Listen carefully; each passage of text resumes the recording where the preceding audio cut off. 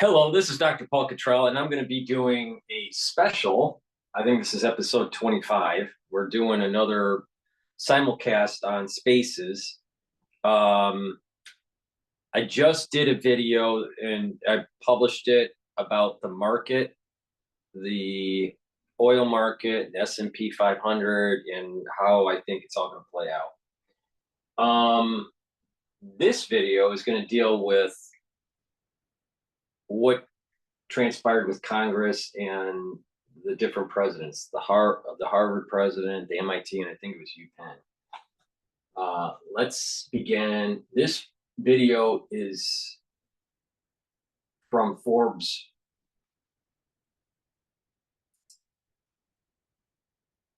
Panel for being here. These are difficult times and difficult subjects, but they need to be addressed because leadership matters.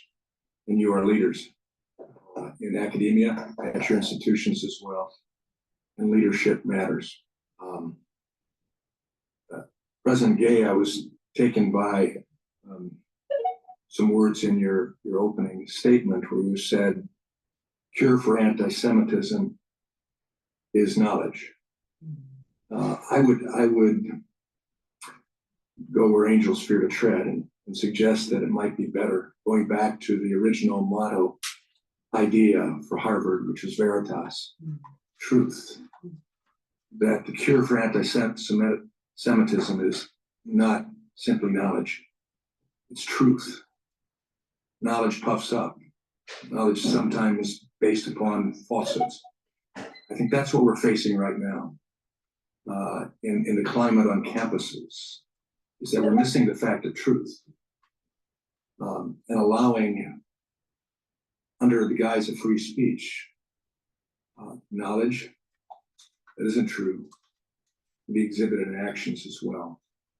So President Gay, in the weeks since October 7th, and again in your testimony, you have said that Harvard's commitment to free speech extends to views that are objectionable or outrageous.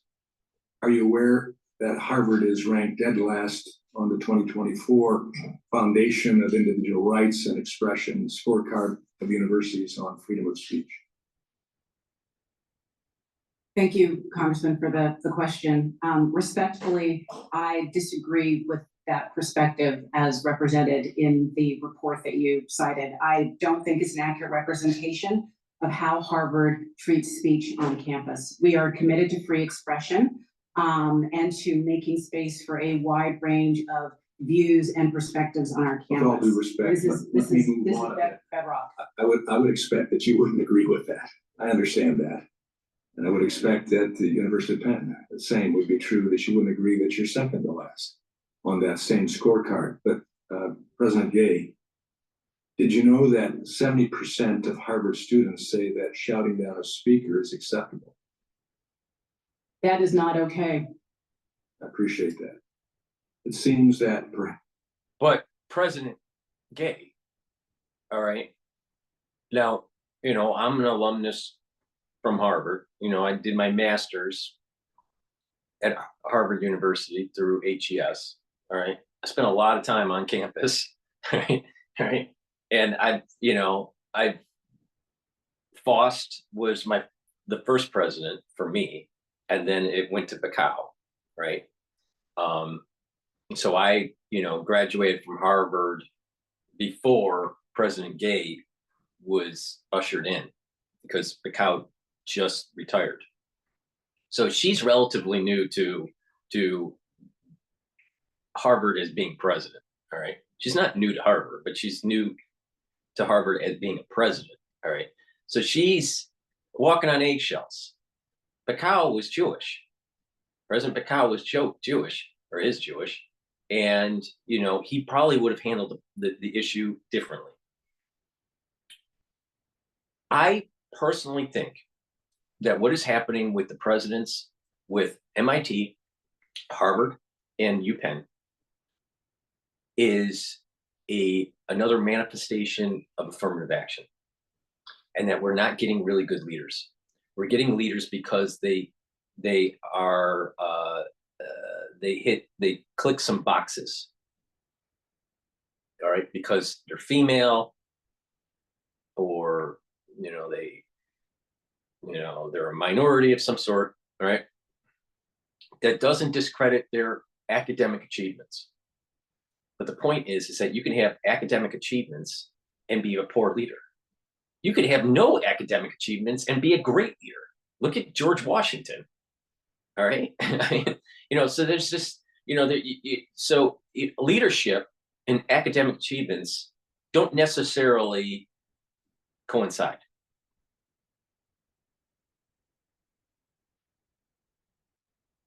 What are you doing, President Gay, for Harvard to make sure that you do not produce these ultra liberals that are affecting the country? Because what I saw on campus, starting from 2017 all the way through, the very beginning of 2022, all right, from what I saw was a student population that was becoming socialistic, that they were into socialism, they were trying to bring down capitalism, and there were elements of communism that's running rampant in that school, on top of being tied into the 1,000 talent program, on top of getting money from bad actors from the Middle East and from Asia. Harvard has a huge problem with this, and they need to do the right thing. But no, they'll placate to the standard hate, the state standard hate mantra. Poor answer, especially for someone that's the president of Harvard. And what is in the talk now in the club, right? The Harvard clubs. People don't even want to donate to Harvard anymore. So there's going to be a backlash that's going to echo for many, many years for Harvard. Watch. And the thing is that these students that thought that they were going to get into a good school, MIT, UPenn, Harvard, they're going to be blacklisted. Harvard's commitment to free speech is pretty selective. As you are no doubt aware, prominent alumnus Bill Ackman tweeted you a letter on Sunday, and in that letter, I have that tweet. I guess that's the beauty of social media, you can get those things. In that letter, he highlighted 2 cases of Harvard faculty members who were canceled because of views deemed too controversial for your campus. Tyler J. Vanderweel was deemed guilty for those crimes related to his views on marriage and abortion. And then Carol Hoven, an evolutionary biologist, was forced to resign because she stated that a person's sex is biological and binary. Mr. Ackerman's letter also— Now, just remember, we had a justice that was confirmed, relatively recent, the most recent justice for the Supreme Court, coming from Harvard Law School, that couldn't give you the definition between a male and a female. What is a female? And she's on the Supreme Court making decisions.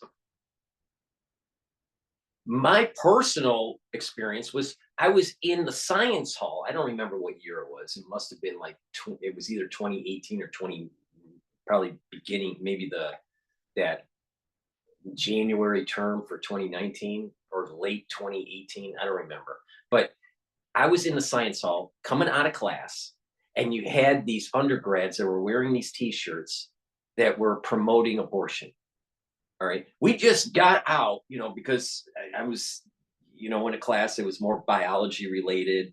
It might have even been my neuroscience class. I don't remember.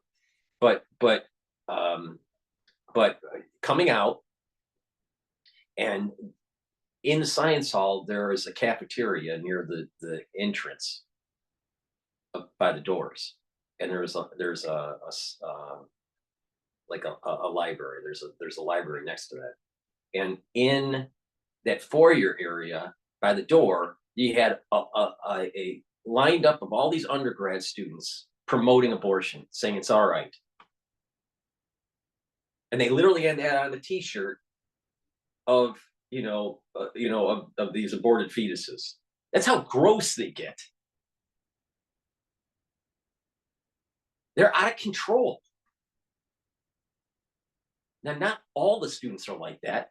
Many of them are quiet, but there are a lot that are belligerent. It's a major problem, and I'm sure it's happening on many other campuses. That's something that you don't expect to be happening in a fucking science hall at Harvard University.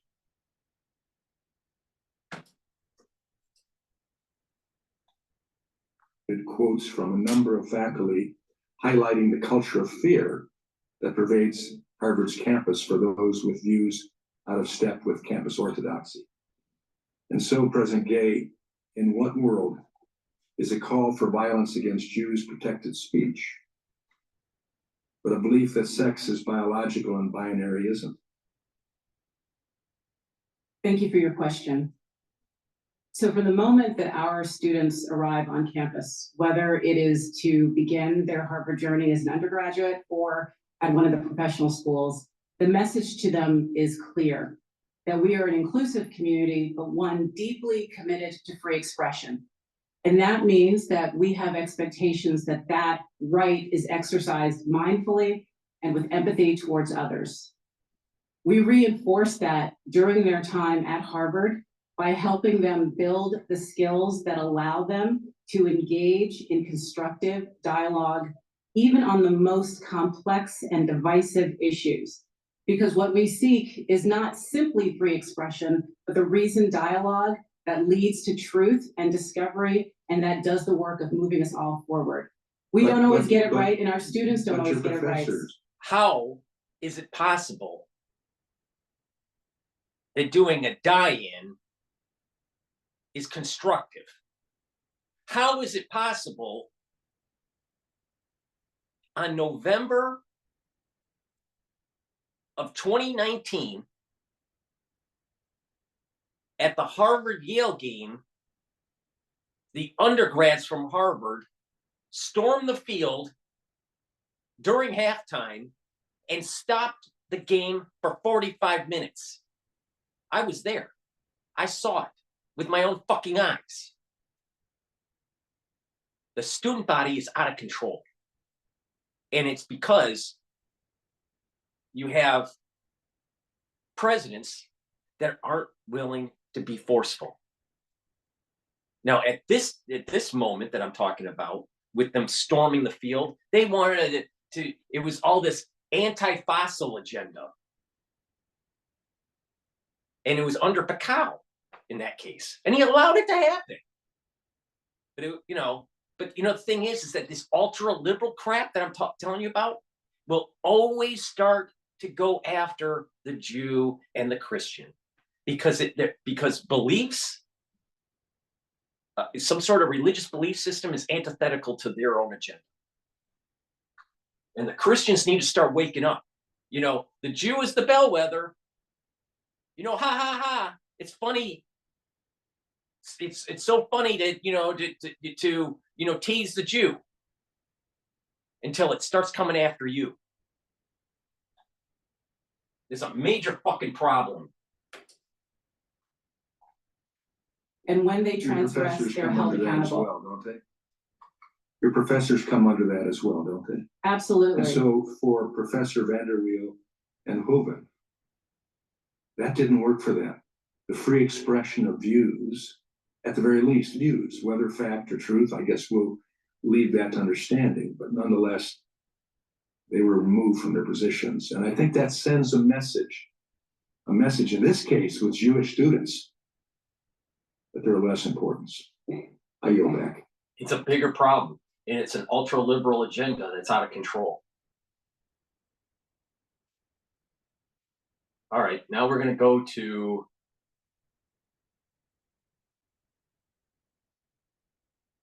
I want to go to another clip. Let's try this one. This is Forbes also. You know, a lot of people think that in order to conceal carry, you're going to need a tactical belt and a set of jeans. Well, I'm here to tell you that you don't. In fact, you can carry. The representative in Michigan, Ms. McLean, is recognized. Thank you. Thank you all for being here today. I listened to your opening statement, and we all talked so passionately about what was happening on the college campuses as it pertains to anti-Semitism is absolutely unacceptable. And I appreciate that. However, talk is cheap, and we really need action. So what I'd like to talk a little bit about today is what actual I action guarantee you items, that not- if this issue was, going against blacks on campus, that these presidents would change their tune so differently. Just like look at what happened with the Black Lives Matter movement. And these universities were donating money to the cause. And it was a fraud. And they'll do nothing about what's going on now.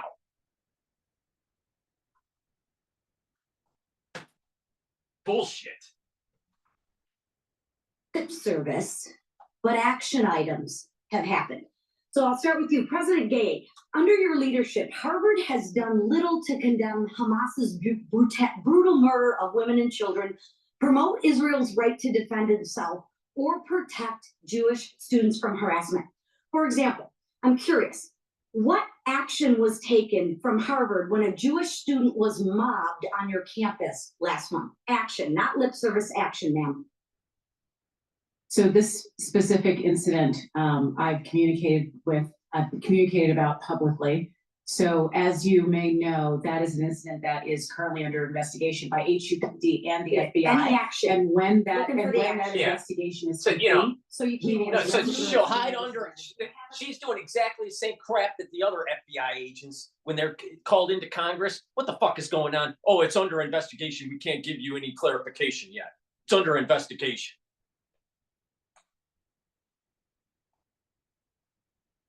It's lip service constantly. There's a major issue, and people need to pay attention. The ultra liberal is fucking us in this country. It's a major problem. So the conservative movement needs to push back. Even if you're in the middle ground, you need to start pushing back.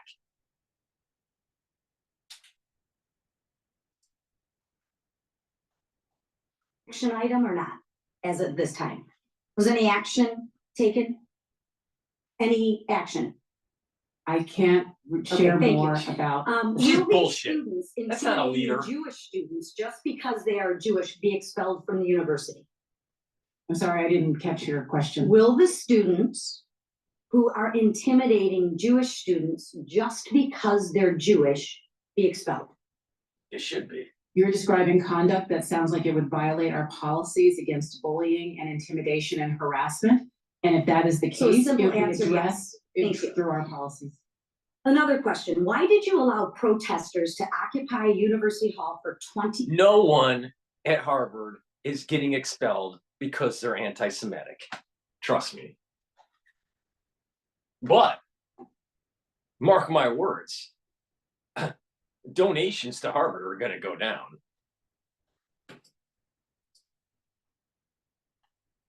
Hours.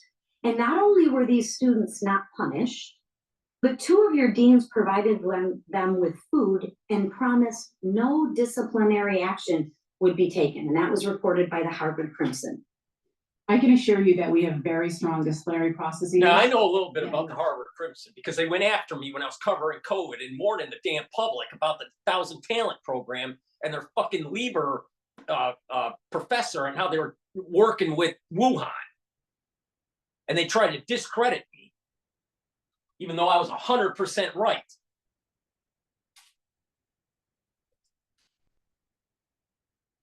That violates our policies. So did use those conduct policies. violate your policies We during have that disciplinary incident? processes underway. So is there an She's answer a to that bullshit or not? leader. We have disciplinary processes underway. So was any discipline action? I love the lip service. I do. And you academic, I love that. I'm looking for an action item. Yes, no. Was anybody expelled? Any action item? And if you don't know, that's okay too. We hold our community to right, account. I'll for reclaim our my time. policies. Thank you, President McGill. Under your tenure, swastikas have been drawn outside Residence Hall. I'm telling you, she is a terrible leader, terrible leader. I was open-minded. I was a little concerned, at first when she was brought in, and I was going to give her the benefit of the doubt, but she's a complete terrible leader. And there's probably going to be pressure to push her out of the presidency for Harvard. Where Jewish students live, the Hillel house was broken into. Jewish students urged not to wear symbols of their ethnicity, and those same students harassed when they go to collect Pilah for Shabbat. I will be submitting questions for the record on outbreaks of anti-Semitism at UPenn, and I look forward to your response, because obviously 5 minutes is just way too short of an answer. But I would encourage you to give answers. We deserve answers. People deserve answers, not rhetoric, action items. It is clear that the Jewish students on all of your campuses are afraid to be themselves because you have refused to take real action. There's that word, action, against anti-Semitism, right? A lot of rhetoric, no action. I strongly encourage all of you to look at the Holocaust learning experience set up by Morse Life Health System in Florida to teach lessons from the actual Holocaust to students in 5th through 12th grade. The bigger issue here isn't just the anti-Semitism, it's the pro-BLM. There's a bigger issue here. They are pro on certain policies and very anti on others. Instead of an amalgamation of free ideas that in a utopian world, would be conversed in like Aristotle in some sort of, toga, in the middle of the yard. But that's not what's happening. And I'm not just, spouting off. I've seen it with my own eyes. This program has trained hundreds of teachers in 2 short years. All right, and we're has going to go to gone a long Ackman way on to teaching students. David Rubenstein. Miami is the world's largest cruise port, and currently we're the 10th largest container port in the United States. But one of the institutions you've been very philanthropic with is your alma mater, Harvard. But recently, you've been very public about your criticism of the way Harvard handled the events of October 7th and their aftermath. Could you talk about that now? The first reaction of a group of 34 Harvard student clubs on the morning after October 7th was to put out a statement saying that Israel was 100% responsible for the acts of Hamas. And my view on that was, that's ridiculous, and that's more than ridiculous, I would say. And these students need to have some, judgment and perspective. You can come out and say, look, I'm very unhappy about Israel. Now you got to remember, you got to remember, Ackman, probably is my age. Let me double check. I just want to be accurate here, but I bet he's my age. So we're coming, from a Gen X perspective. Bill Ackman. Now he's a hedge fund guy. All right, he went to Harvard. He went to Harvard and received a bachelor's of arts and an MBA. All right. And he was born, so he's 57, so he's a little bit older than I am. All right. So he's really, he was 66. So that's, 66. He might be really just beginning Gen X, just beginning. He's right at that edge. But, people that are older, and that have gone, to these universities, their perspective is different than the newer crowd. You got to remember, we're dealing with the newer student body, especially at the college level. All right. And I'll tell you, there is something bad coming to America if these policies take hold, what their belief systems are. It is antithetical to capitalism, It's antithetical to the Constitution and civil liberties, and it's downright communism or so, high-end socialism. So the point I'm making is that, we're seeing people pushing back that are, the Gen Xers that are coming from a different perspective. They're coming from a more middle ground perspective.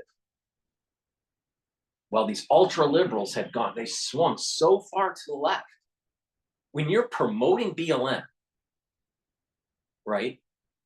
And you're not condemning what was going on campus just recently with what's been going on with anti-Semitism, then you're biased.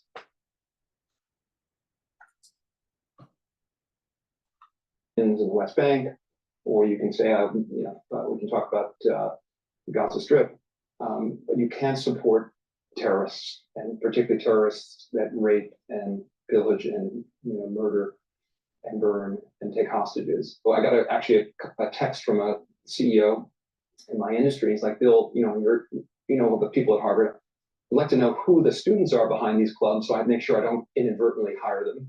And so I tweeted out that sort of made that point, and caused a bit of a firestorm, and I got a lot of pushback. Why are you picking on the students? And I said, look, you can't hide behind a corporate entity if you're going to support terrorism. That's a major decision. So that was sort of my first initiative, if you will, at Harvard. And then there were protests on campus, and the protests weren't. The protests were supportive of terrorism and supportive of things like when a group of students shouting "Intifada, Intifada," let's free Palestine from the river to the sea. The meaning of Intifada means to kill Jews. When I raised this issue, Harvard said, well, we have a commitment to free speech, and that's why we have to allow this. Well, there's certain speech that is certainly permissible under the First Amendment, and then there's certain speech that I would say is undesirable on a campus. Have you said you're not going to donate to Harvard anymore, or have you said I'm not going to hire people from these Harvard students anymore, or people like those people? No. Well, one, we're not going to hire anyone that supports terrorism, the first score. I haven't made any statements about, economic support for Harvard. I want Harvard to do the right thing. I don't want to threaten one way or another. That's not my kind of approach. But I do think Harvard needs to do a deep examination of, one, there's been a meaningful rise in anti-Semitic incidents on campus. So you're going to continue to be involved in this issue and try to push Harvard to do what you think they should be doing? Absolutely. I wrote a pretty thoughtful letter that was, I think 25 million people saw it on Twitter. And remarkably, I did not get a response, which to me. Let me just read a section of that letter. Yeah. Let me just read a section of that letter. And I don't want to take it out of context, but I don't want to read the whole letter. So I apologize if it seems as though it's taken out of context. I don't mean that if it does happen, but I just want to focus on one part of it. 4 weeks after the barbaric terrorist attacks of October 7th, I've lost confidence that you and the university will do what is required. And I think that goes to the point. Now, he wrote it in a nice little letter to President Gay. All right.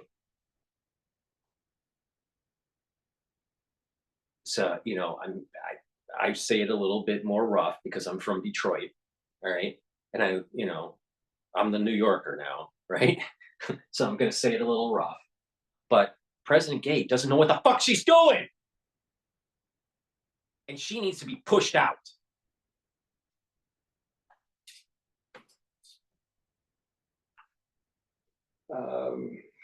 And weak approach. Literally no response, no acknowledgement, no, dear Bill, I hear what you're saying, but nothing. So yes, I'm an activist, but my activism today is probably not in the corporate boardroom. It's on campus, and this is not just the Harvard problem.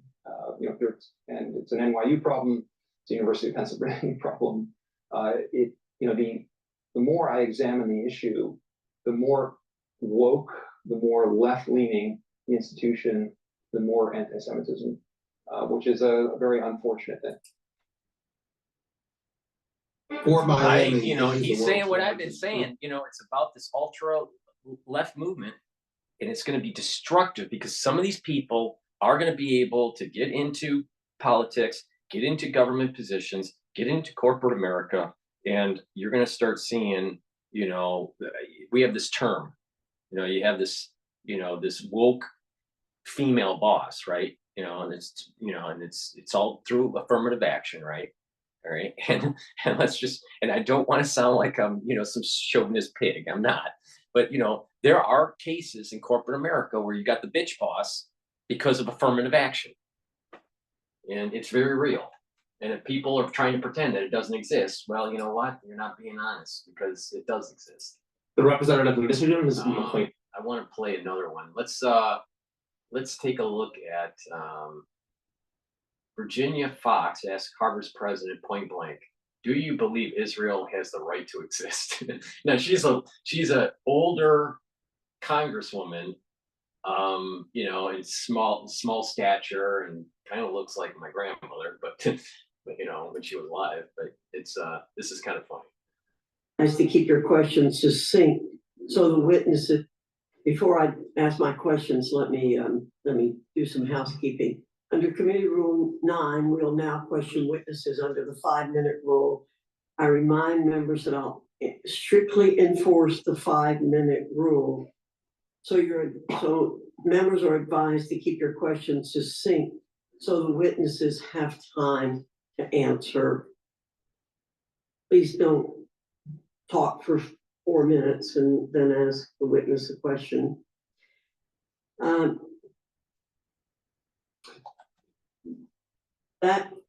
Now, the ones that are on X, you know, I'm playing a video from Forbes breaking news channel on YouTube. In the background, and for the ones that are watching the video, you can see this, but in the background, you got this woman, you know, with a higher end mask, almost to the point where it's like a respirator.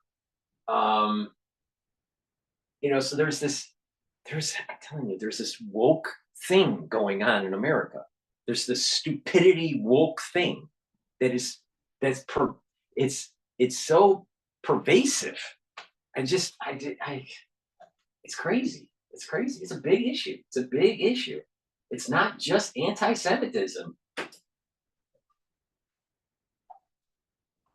We've heard from many students that they do not feel safe. You've talked about that in your statements. But the anti-Semitism we've seen and on your campuses didn't come out of nowhere. There are cultures at your institutions that foster it because you have faculty and students who hate Jews, hate Israel, and are comfortable apologizing for terror. How did your campuses get this way? What is it about the way that you hire faculty and approve curriculum that's allowing your campuses to be infected by this intellectual and moral rot? President, I'll tell you what, it all started during the Vietnam era with all these pussy professors spouting out a bunch of bullshit.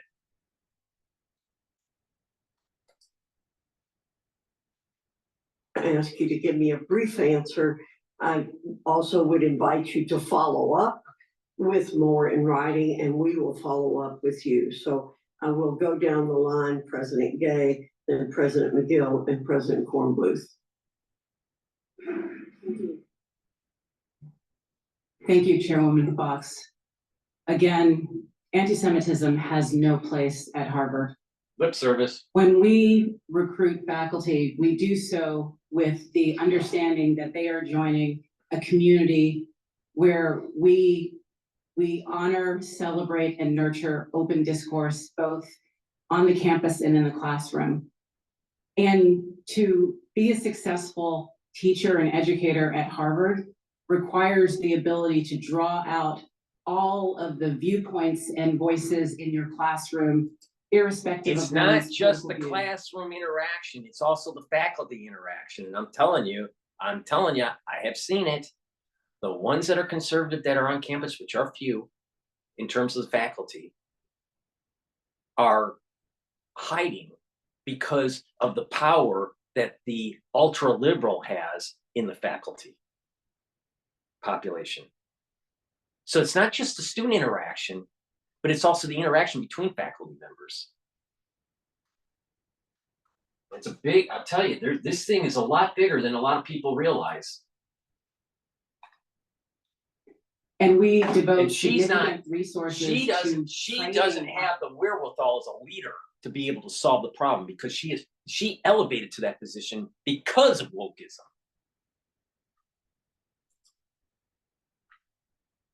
Faculty in that pedagogical skill and Thank you. prioritizing that in our recruiting and hiring. Thank you.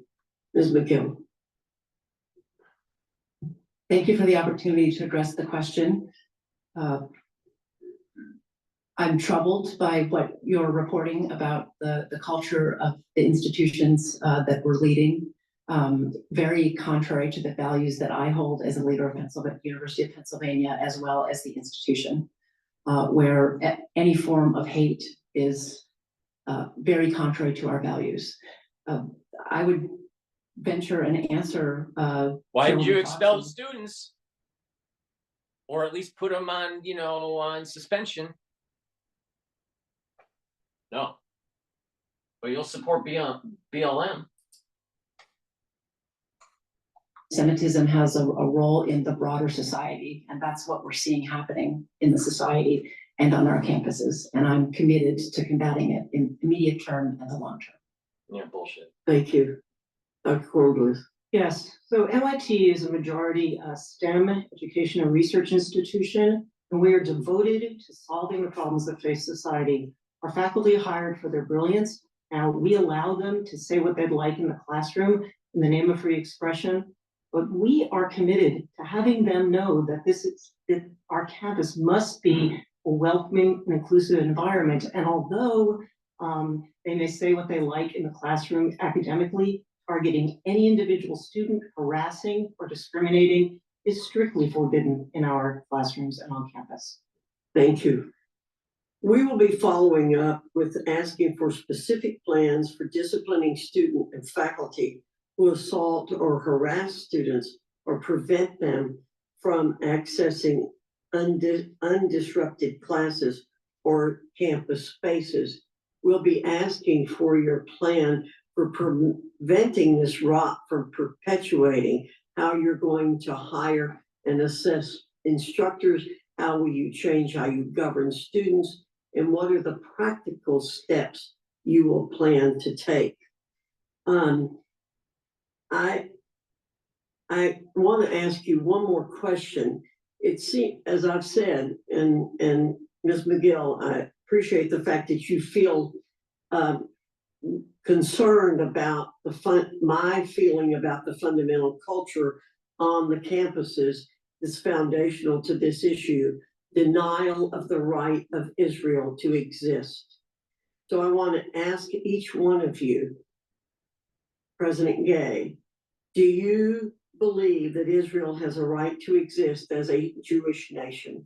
You got to remember, I think I agree. I could be wrong on the stats on this, but my understanding is the Jewish population within the Harvard College, all right, probably is about the same as a percentage in the graduate schools, all right, but it's around, I thought it was around 5%. So they're not going to give a fuck about 5% student body. What they're going to give a fuck about is the blacks and the Latinos.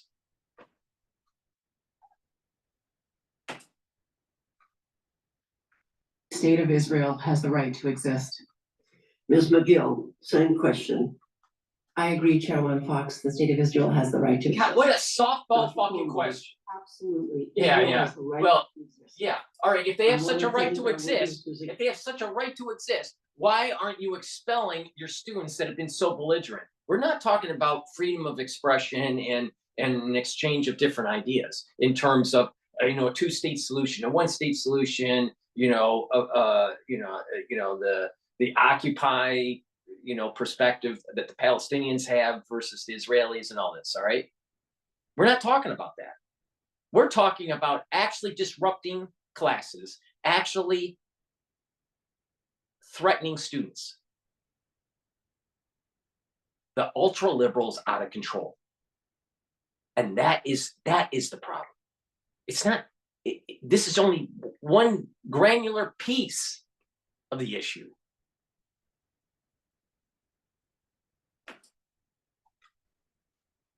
For being here and to say we will follow up and to tell you that while we've talked about a larger culture out there, it's the universities who should be examples of what this nation is all about.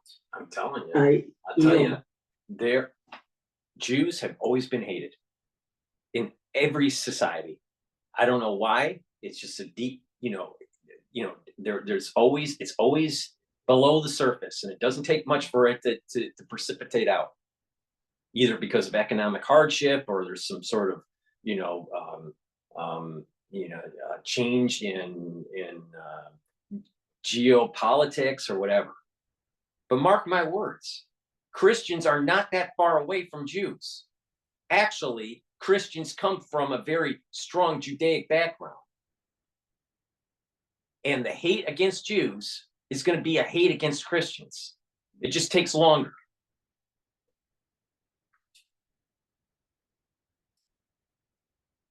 Now let's play. I want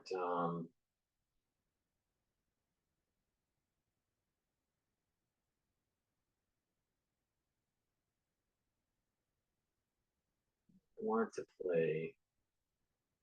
Oh, this will probably be good. Is it okay to segregate people based on their color? Which was a question from one of the congressmen. Show your daughter how much you love her with this beautiful gift. It says, to my daughter. Thank you. Let me just start off by saying, being raised in the 60s, days of segregation, this is truly deja vu. One thing that I did learn through my growth of the years is that hate is not passed down our genes. It's taught or untaught. What we're seeing here is hate being perpetuated. We keep people segregated, keep them from building bridges of trust, never allowing them to find commonality. Teach them that everything that's going wrong in their life is because of somebody else's actions. Then teach them to look at our differences, our color, creed, and culture, and then teach them to judge each other. It's dehumanizing, it robs people of individuality, but the end game, if it is hate, it is very effective. To teach one race, all minorities, so they are oppressed. The DEI would then teach another race, whites and Jews, that they're oppressors. The result is hatred, segregation, the inability for our children to see evil when it's present. One of my Democratic colleagues was asked recently about the use of strategy by Hamas to rape Jewish women and children, girls and women, as terror. Her response was not to defend these women against these evil men, but that she wanted to discuss hierarchical oppression. That is DEI. It's a failure to protect Jewish communities across our country at your universities. Let me just say this also. October 7th was a very different day in our lifetime. And yet, every single time we talk about anti-Semitism, we some kind of way drift off into every other sense of racism. We're talking about 1,200 lives, babies being burned, beheaded, hostages, and yet we cannot stay focused on anti-Semitism. I just remember a couple of years ago when we were dealing with Black Lives Matter, try to talk about Blue Lives Matter, Jew Lives Matter, Arab Lives Matter, and you could call it racist. It's time to focus on what's happening on your campuses. It might sound flowery, all the ideas of what your values might be, but those values are not being translated to our kids. You're seeing them in the streets every single day. MIT, we heard from a university student here that the DEI official liked on the most posts on their media, a post calling President Biden a liar for saying that Hamas have beheaded babies. She also posted saying that Israel doesn't have the right to exist. It's illegitimate settler colony like the United States. I have a question regarding this idea of segregation, Dr. Gay. Harvard is now have graduations for Black-only graduates. Hispanic only graduates, and gay only graduates. How does that bring us together as opposed to dividing us based on color, creed, and all the other things? And by the way, is it okay for a white group to say we don't want other minorities to be part of our graduation? Thank you for the question. There are few scenes that are more inspiring than being. I'm sorry. I'm going to ask you in a way that's be very quick because I have a little time. Is it okay to segregate people based on their color? Yes or no? I oppose segregation. Okay, well, I do too, but it's happening on your campus, okay? Dr. You know, here's the problem, is that they are not going to solve this problem. I mean, I get, because I'm an alumnus, you know, I get these letters, you know, these the emails from the school and all that. They're revamping their student body, Title IX, I think it is. You know, every year a student has to go through a course that, you know, it's just online. It takes, you know, maybe 30 minutes, an hour, but you get like a little certificate saying that you went through their Title IX thing. So they're revamping that to add some more anti-Semitism kind of stuff. That's a Band-Aid. That's a Band-Aid, because the student body is being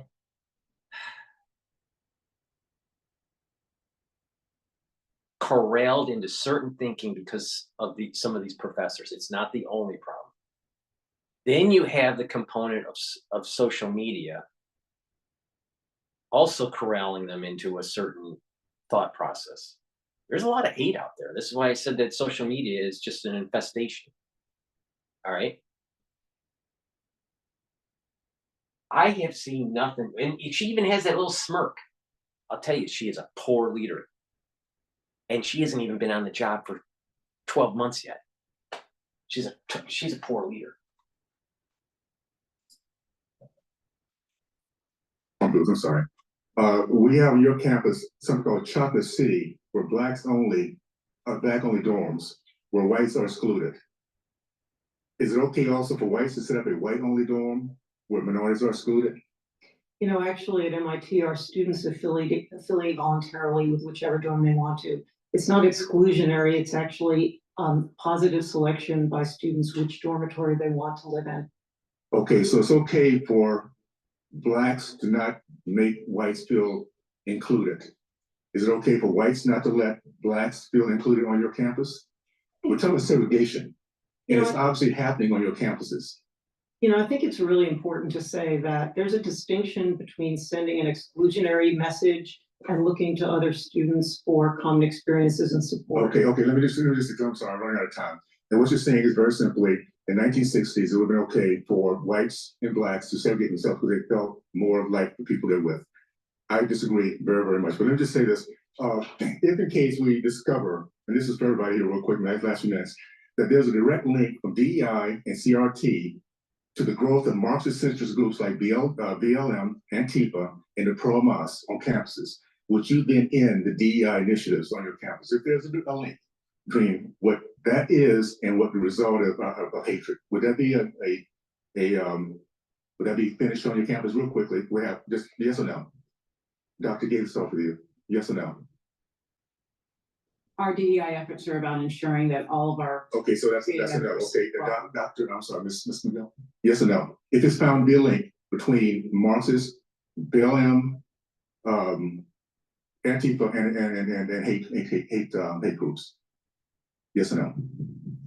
Our DEI office is committed to having everyone. Okay, so no. All right, and Ms. Coleman, real quick, just yes and no. I'm sorry.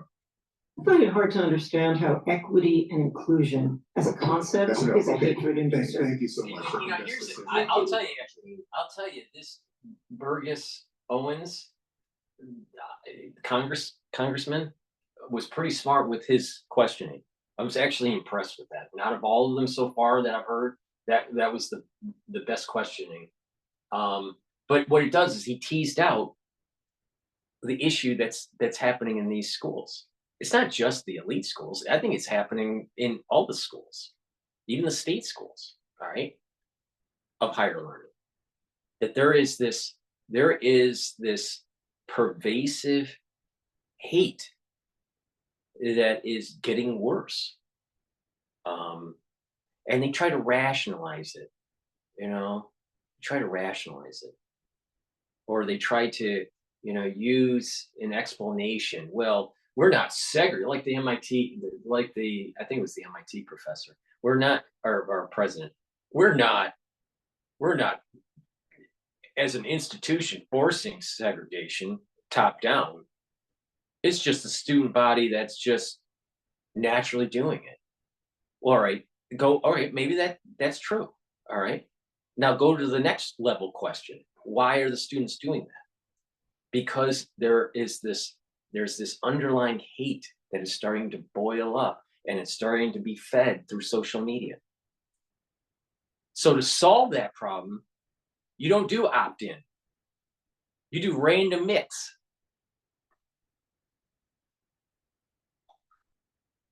All right, let's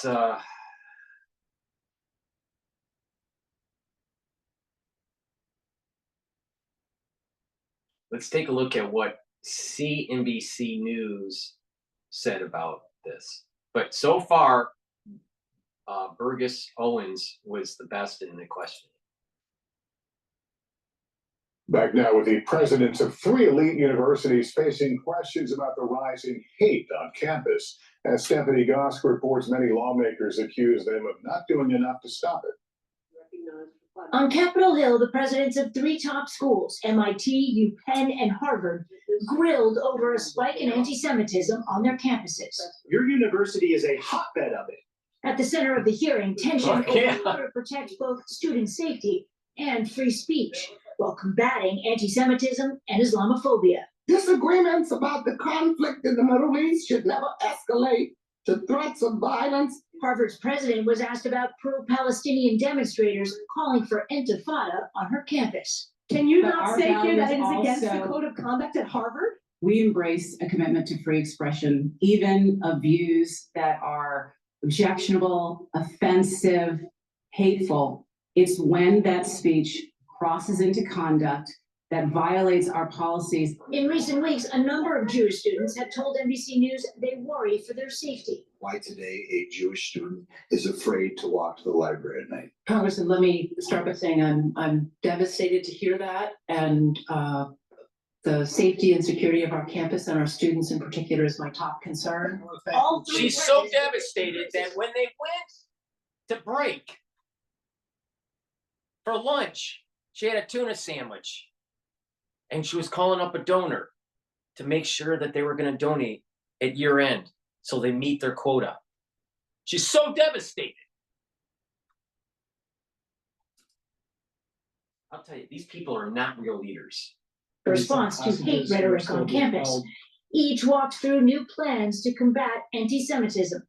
Staff here at UPenn say they received anti-Semitic emails and hateful slogans were projected on buildings. Now there's additional security at religious centers and a new anti-Semitism task force. Editors of UPenn's student newspaper spoke with us today on campus. That's not solving it. Adding security is not going to solve the problem. It's getting to the root cause of why these woke individuals are the way they are. And it's social media, it's the professors that are ultra woke. This country is becoming less productive and is rotting from within because of these students.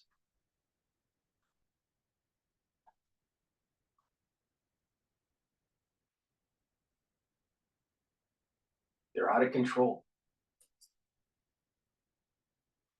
Have respectful discourse. People do feel on both sides kind of feel like the space for open discussion and discourse has been lost. The president's testifying on Capitol Hill told Congress today they're fighting hard to get it back. Stephanie Gosk, NBC News, Philadelphia. Thanks for watching. Stay updated about breaking news and top stories on the NBC News app or follow us on social media. Yeah, follow us on social media so we can get advertising dollars.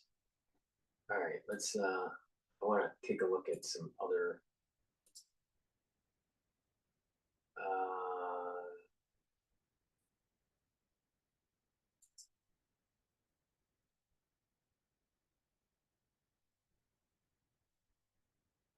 This one's from PBS. Now, PBS is pretty liberal.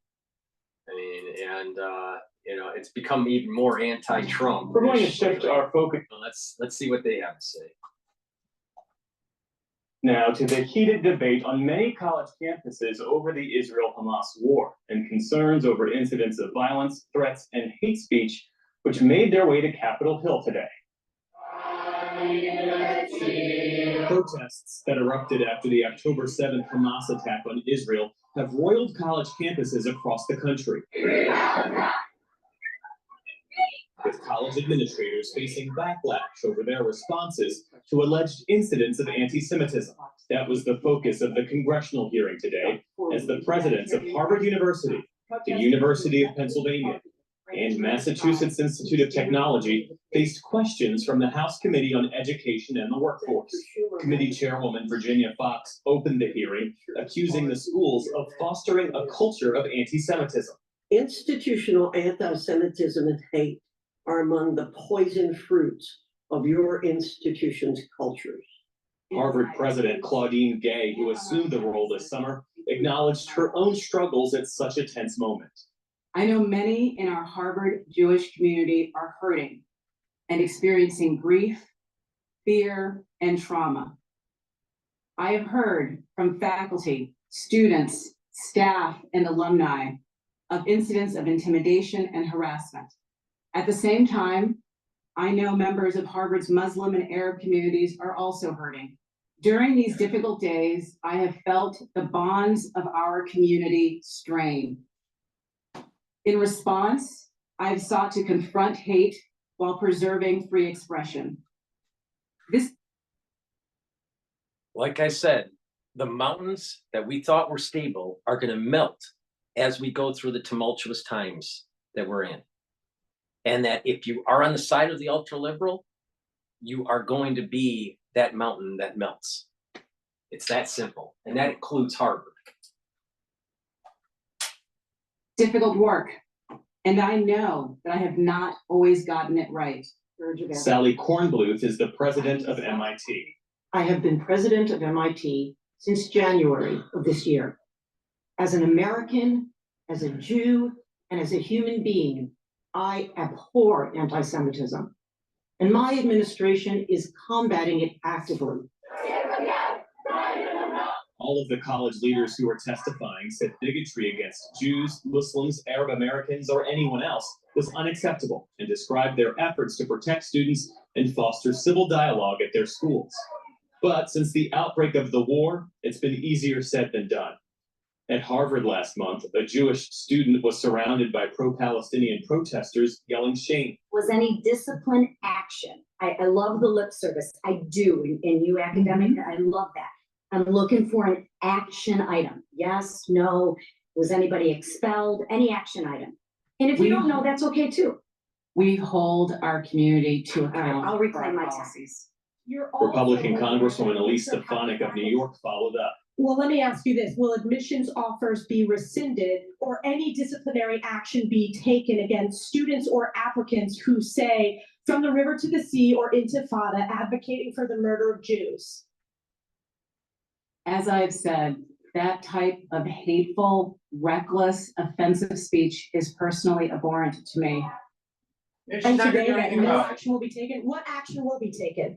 When speech crosses into conduct that violates our policies, including policies against bullying, harassment, or intimidation, we take action, and we have robust disciplinary processes that allow us to hold individuals accountable. The lawmakers were universal in their condemnation of anti-Semitism, but Democrats accused Republicans of using today's hearing for other purposes. I also want to note that the main point of this hearing should be to identify bipartisan solutions to combat anti-Semitism, not an excuse to attack higher education, liberal arts education, or important diversity, equity, and inclusion work that's happening at colleges and universities across the country.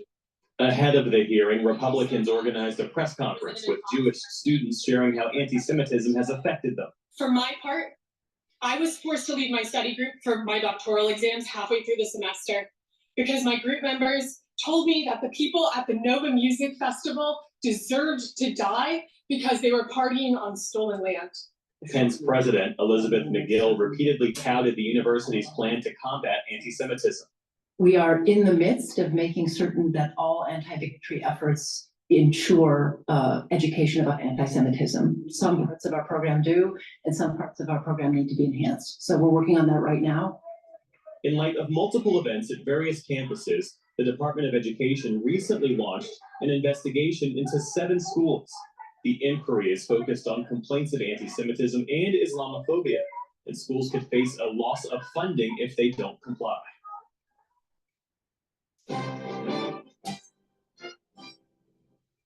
These schools only understand one fucking thing, and that is money. And if you stop the funding, you know, these schools are private that we're talking about here. So they're not, you know, so they're getting funding for like projects, you know, research and that kind of thing, right? And they understand about donors. That's the only thing. That's the only thing they care about. And if there's enough donors out there that hate enough Jews, then they'll gravitate to the donor's perspective or the funder's perspective. And there's the problem. And the Christians out there need to start to wake up, because it's happening to the Jews and it's going to come to you. Because these ultra liberals are antithetical to your religion.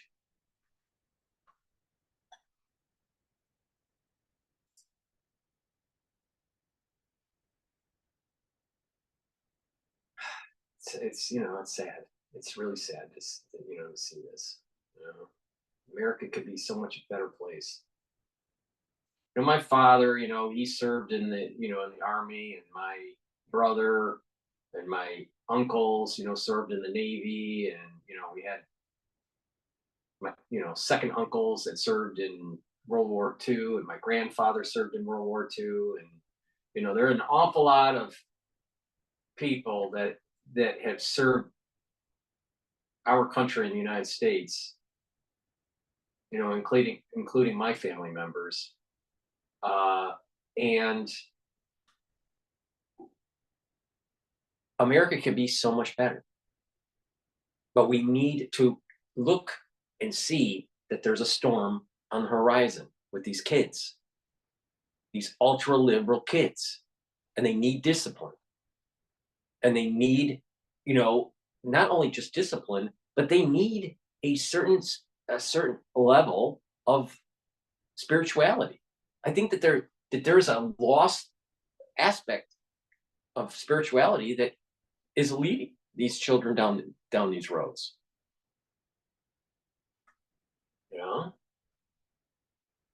But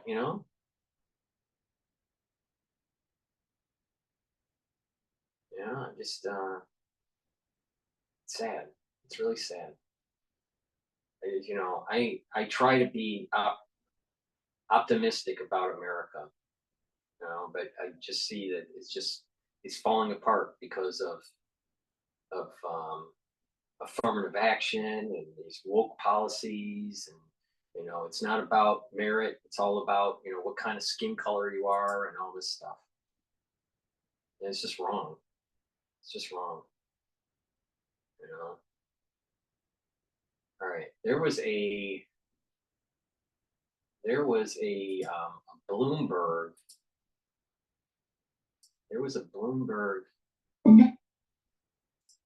interview that was done one day ago. Port Miami is the world's largest cruise this port. Is by Currently, we're the I may butcher his last name. Mark Doth, former University of California president. All right, he's on Bloomberg television. So let's see what he has to say about this. 10th largest container port in the United States. By 2030, we expect the majority of the port. When you take a step back and you're looking at how universities are dealing with this rise of anti-Semitism on their campuses right now, and the absolute criticism they are facing from some of their top donors, an individual like Mark Rowan of Apollo Capital, as a former president, who is getting it right, do you think? Well, I would say that there's plenty of fault to go around. There are very few institutions getting it right, in my judgment. I taught constitutional law. There is no exception for hate speech. and hate speech as a general matter is protected.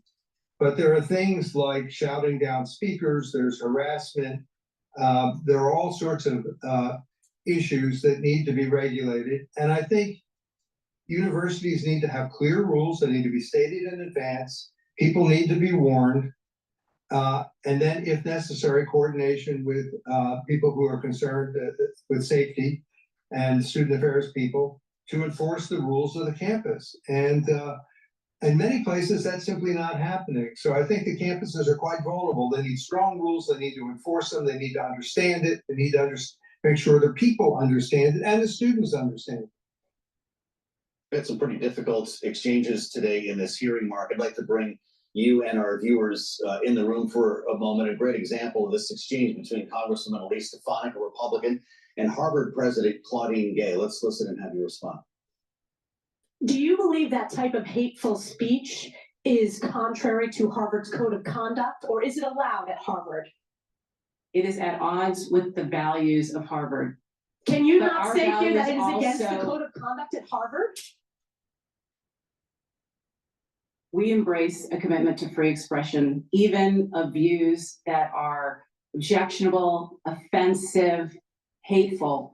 It's when that speech crosses into conduct that violates our policies against bullying, harassment. Does that speech not cross that barrier? Stefanik had a similar exchange with UPenn President Liz McGill that a lot of folks are sharing on social media. These tortured conversations, Mark, are universities seeking nuance when there is not any? I don't know if it's nuance. I mean, I agree with President Gay that the most horrible racist speech, homophobic speech, misogynistic speech is constitutionally protected. So that's proposition one. But there is a tension between equal protection, non-discrimination under the 14th Amendment, and free speech under the First. And Title VI is the response to that. So it may be that you can't silence the speakers unless they do something else, like harass students or otherwise try to intimidate people. But nonetheless, you can file a complaint with the Office of Civil Rights, and the university is the defendant. You're not silencing the speakers, you're not suing the speakers, but you're saying to the university, you have a hostile environment for Jewish students, for Israeli students, for people who identify with the Jewish people, and you need to take steps to do something about that. And too often the institutions, just imagine that you are at a university and you happen to be Black, all right? And there are a bunch of white students that are on the steps of the library as you're walking to class, and they literally are saying the death to Blacks. That's wrong. But what's happening is that the universities are allowing this to take hold. All right. Now let's change it.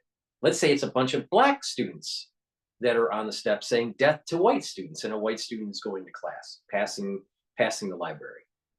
The students, or the Black students that are yelling all this rhetoric, is being protected by the university. All right. What happened at Harvard?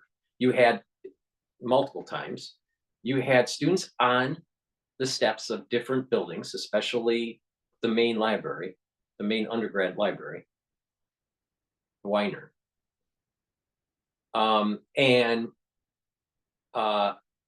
They are shouting death to Israel, death to the occupiers, right? And that's being protected by the university. All three cases are wrong, all three. And the university needs to hold accountable these students. And the best way to do it is as if it's their first situation with these students, you give them a warning. If they do it again, you suspend them. Maybe a few days or a few weeks within the semester. Do it a third time, they're suspended from the university. They're expelled from the university, period. Something on that order, where it's It's a stepwise function. All right. But what's happening is that there is this hate because you have a lot of professors that are pro-Palestinian and anti-Israel, or anti-capitalism and very pro-socialism. And I saw this even with Trump. All right, because during that period of time that I was at Harvard, that was during the Trump years. All right. And going in, it was, I straddled it, there was the Trump years and then, a little bit after the Trump years, but I saw on campuses how the student body was so anti-Trump, how the professors were so anti-Trump. And it wasn't just the person, it was anti-policies, like, lower taxation. They were against lower taxation. They were pro taxation. They were pro regulation, more regulations, not less regulations. See, this crowd that we're dealing with it's more than just getting on the steps and yet saying death to someone. They're saying getting on the steps and saying death to America, but they're saying it silently or in code. And that's the problem.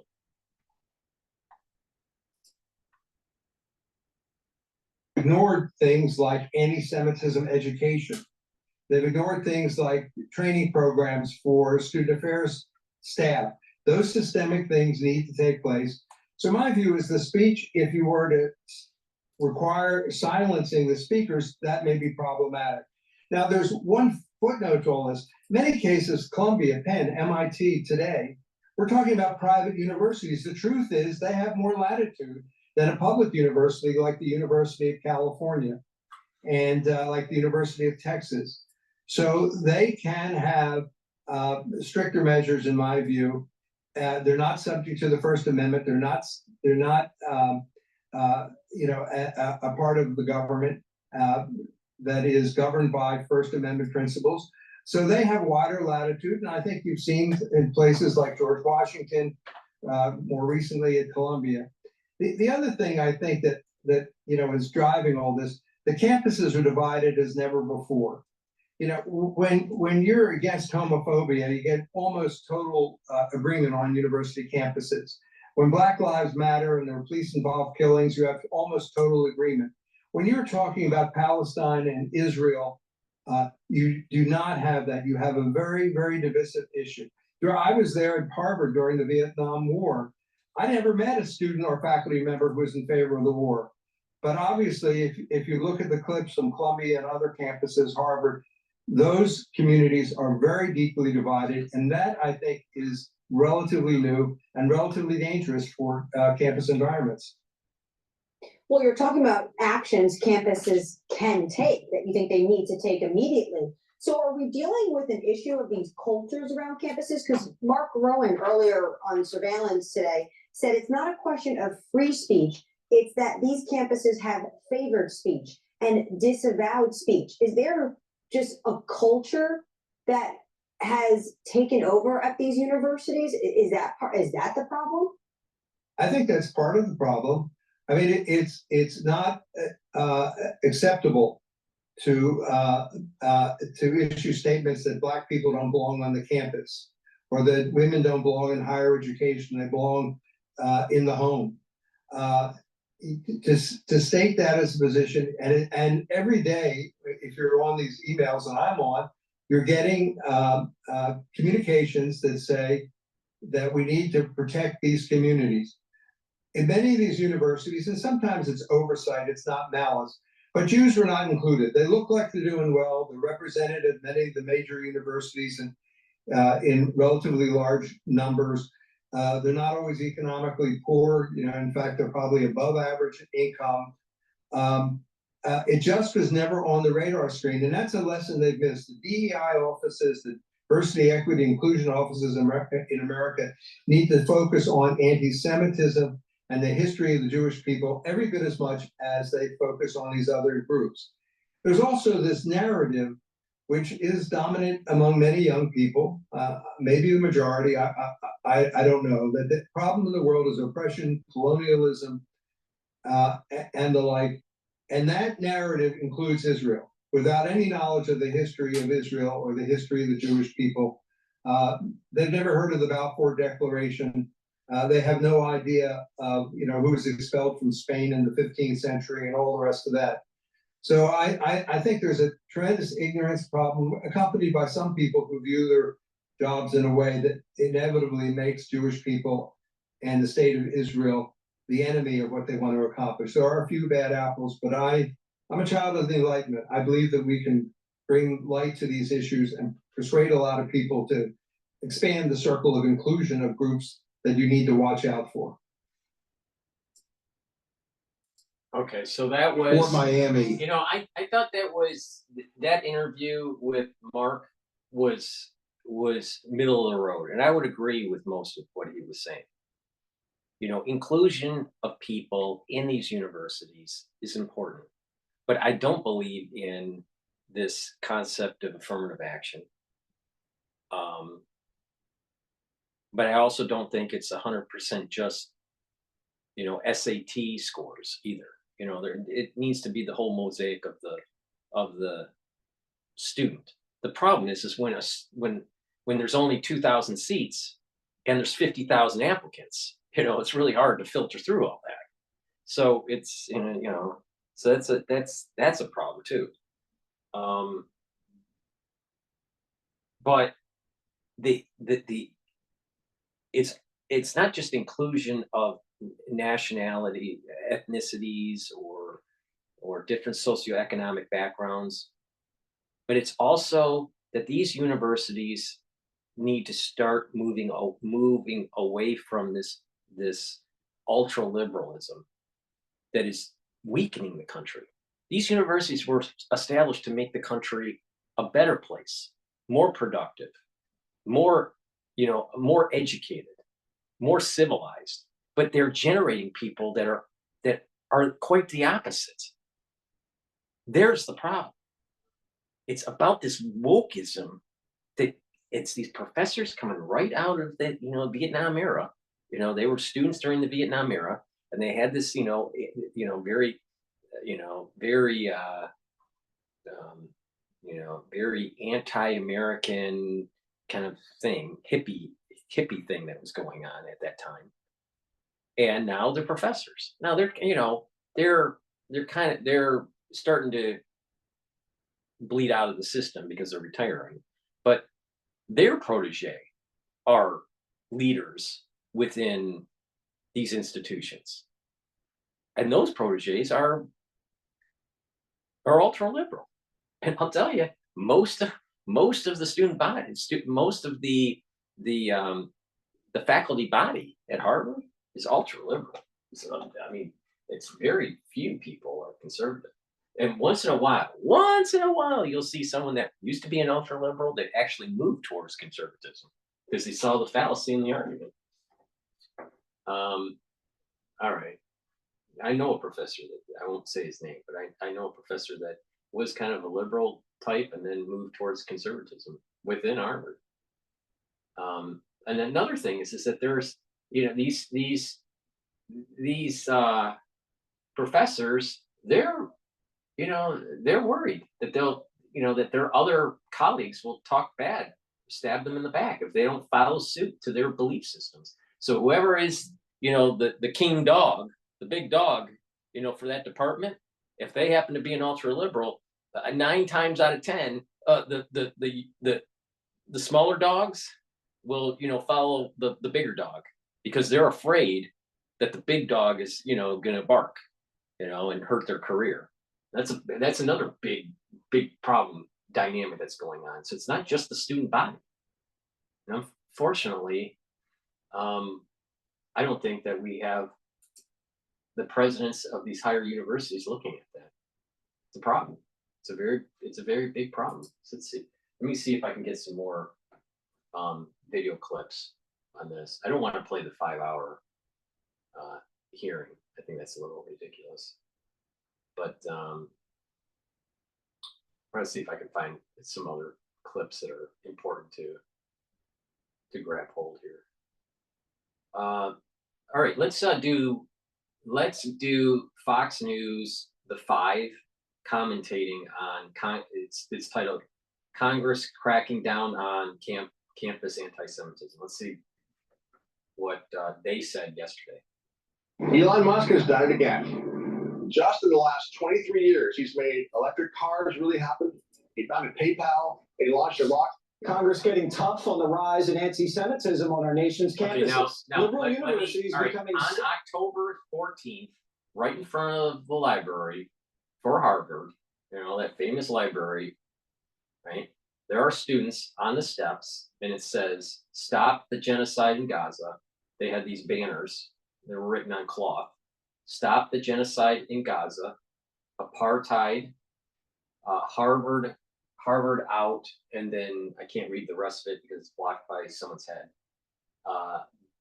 Divest. So it's this divest agenda that I saw when I was there, and you know, at those football games. And then there's something about Harvard supporting Israel. It's so small I can't read it. So this is the kind of thing that you're seeing. And then they had the Palestinian flag taped to the pillars of the library. You know, where were the police? I mean, if you do anything out of the ordinary, because they're police they're not only do you have the Cambridge police, you have actually Harvard. There's a Harvard campus police. All right. So there's 2 police organizations that are monitoring that place. You do anything out of the ordinary in the yard, and you're going to have someone coming up to you really fast. All right. So why did the university allow them to actually tape up these flags of the Palestinians on the pillars on October 14th? Why didn't the police say, you know what, you can protest, you can have your banners, you know, walking around or even standing on the steps, but you can't deface the buildings. Either permanently or temporarily. In this regard, it was temporary defacement. They allowed it to happen. This is the point that people are making, is that the university is complicit. I guarantee you, if a white dude, you know, a white group out there, you know, said, you know, power to the whites, you know, end the in the black race or whatever, and they were doing that on the steps, the police would be there in 30 seconds. There's a complicitness that's happening here. And, you know, let's be honest. The school gets a lot of money from the Middle East. That's a fact. The school also gets a lot of money from China. Pools of pro-Hamas hatred. And today, the presidents of 3 major universities, Harvard, UPenn, and MIT, 3 schools I never applied to, had to explain to lawmakers why they haven't reined in radical anti-Israeli students who've made life a living nightmare for Jewish students. 73% of whom say that they've experienced or seen anti-Semitism on campus. Our university, revered for its pursuit of knowledge, has devolved into an arena where Jewish students tiptoe through their days, uncertain and unsafe. Unmistakable anti-Semitism that I've experienced on campus is reminiscent of the Jew hatred I've heard about from my grandparents, Holocaust survivors. This is not just harassment. This is our lives on the line. The most heated moment, New York Congresswoman Elise Stefanik pressing Harvard's president about the calls for genocide against Jews, which took place on her campus. You understand that the use of the term intifada in the context of the Israeli-Arab conflict is indeed a call for violent armed resistance. Do you believe that type of hateful speech is contrary to Harvard's code of conduct, or is it allowed at Harvard? It is at odds with the values of Harvard. Can you But not our say values- here? we've heard this clip, but let me interject a little bit because another thought came into my mind. You have presidents like President Gay, all right, who is a Barno, right? Meaning, you know, doesn't have much experience as the president of Harvard. She's coming from a background that is, you know, anti-colonialism. This, you know, the man was holding us back type.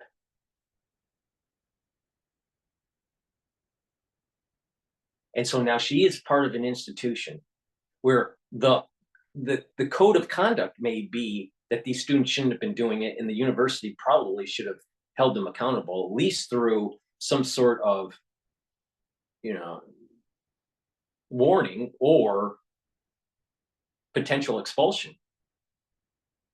But deep down inside, she is a president that feeds on what Cornell West has been saying, Professor Cornell West has been saying about the deconstructionism.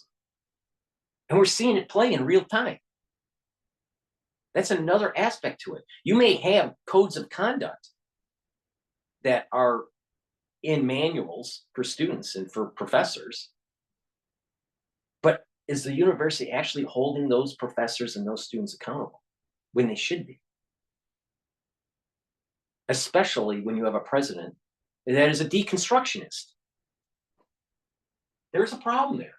There's a problem there. She's a weak president. I was trying to give her a benefit of the doubt, but I had a feeling that there was going to be a problem with her when the cow stepped down.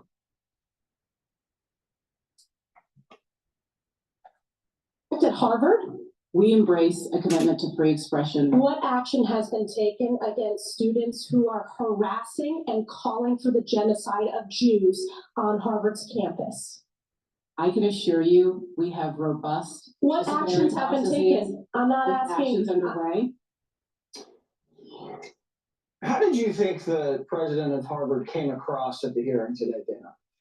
Like she had been overly prepared by lawyers.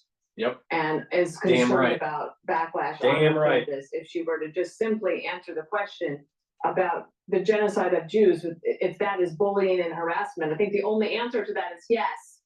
Yes. And as Larry Summers said, there's been a double standard in the way these university leaders respond to racism, right? So other forms of prejudice, we know how that's gone. We know even, for example, the president and the vice president, any hint of racism, they'll be out there on camera interviews. They'll be out there doing a press conference. All this White House has done. I mean, I'm not saying that they're for On anti-Semitism. October 19th, in the yard of Harvard, all right, there was a die-in where the students are, you know, laying that, you know, these students, you know, someone should have just took a truck and just ran over them. But, you know, they're doing a die-in, all right, in the yard, all right? On October 19th, because Israel was fighting back. You know what? Real men actually fight back when someone is attacking your family or your society.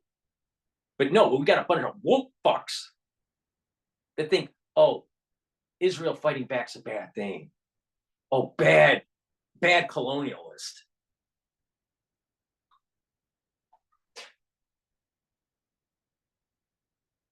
And during that time, October 19th was when we already knew the atrocities that took place from that October 7th invasion.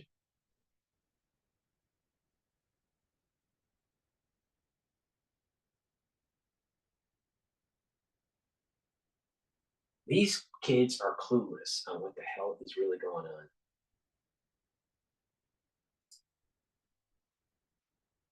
Of course not. But is it too much to ask for the president of the United States to do an on-camera statement about this? He's doing a lot of fundraisers this week, and great, go for it. I know you want to run for re-election and have enough resources to do that. But there are those students today. We were the only network that took those students live, their press conference today, and I'm so glad we did.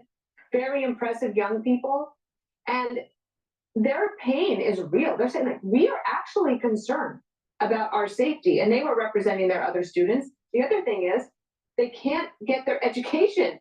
The classes are interrupted. They have to walk through all these protests in order to get from one part of the school to the other. We had this other gal on today, Noah Faye from And Columbia it's so University. true. People don't realize that, you know, when you're going into these classes and, you know, and you're going through a crowd that is yelling at you, you don't know if that's going to turn violent or not.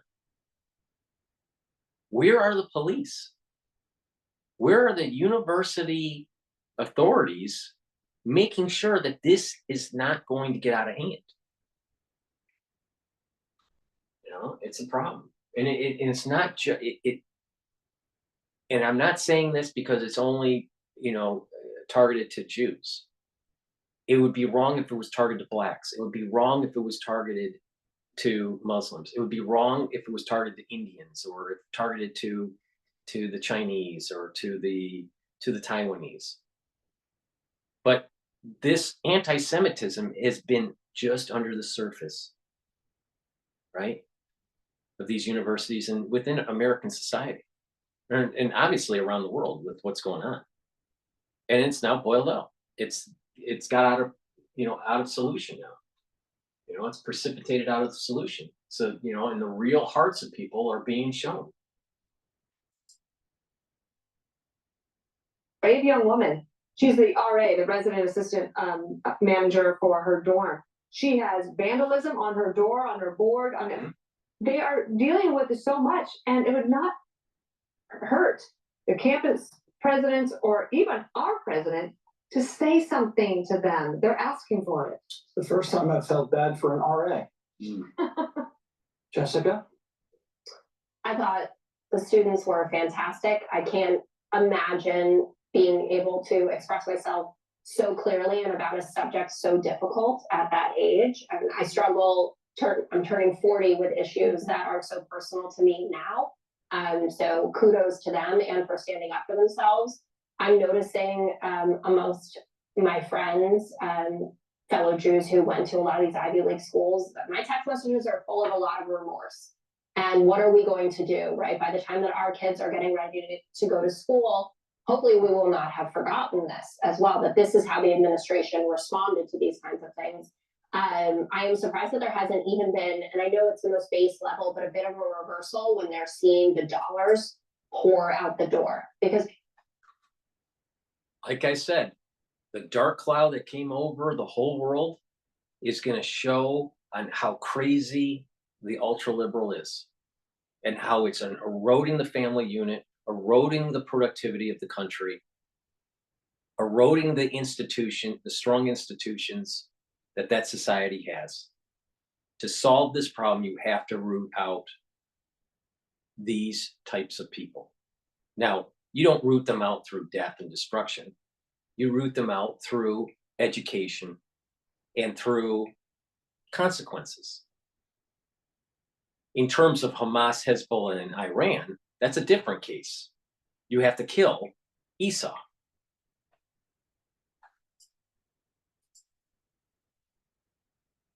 people are going to continue to do this, and more people are going to say, you're not getting my donation. Dana had one of the biggest donors to UPenn this morning on America's Newsroom, who I thought was really interesting. And the point that he highlighted that I think is important to call out again is that this is not a new thing, that foreign dollars have been coming into American universities for a very long time. And it's not just to put up buildings, but it's to change the culture and the way that people think about Israel and Jews writ large around the world. And I want to tell everyone as well to take a look at Bill Ackman, who founded Pershing Capital, billionaire investor. He published his second letter that he sent to Dr. Gay, the president of Harvard. She did not respond to the first one, noting in it that Harvard actually ranks in the bottom 25% in terms of the free speech rankings. And he spoke to a bunch of faculty members who didn't use their names because they want to keep their jobs, which makes sense. But some quotes. Years ago, Harvard stopped being a place where all perspectives were welcome. And then he asked about why this was different than other Middle East conflicts, because we know it's going on constantly. And one of the professors said, Israel is the rare case where we have a hot conflict between people that are deemed white versus people of color. And I have been resistant to buy into the argument that this is about race and that it is impossible to people to see white people as victims. But as more of this footage comes out of the rapes, as Greg says, sexual atrocities that were committed by Hamas, I don't know how people can look themselves in the mirror. Now, we did have bad weather. I believe it was bad weather when President Gay had her speech. All right. And it was going to be, I was given the opportunity to have tickets to actually see it in person in Cambridge. But they were also live feeding it into the clubs around the world, especially the New York club. There was only one person. I didn't show up. There was only, I talked to some of the people that run Harvard Club, all right? The desk. And they said only one person showed up for the live feed for President Gay's speech. I'm telling you, now that was before this stuff that was happening. But, in terms of the Israeli-Hamas conflict,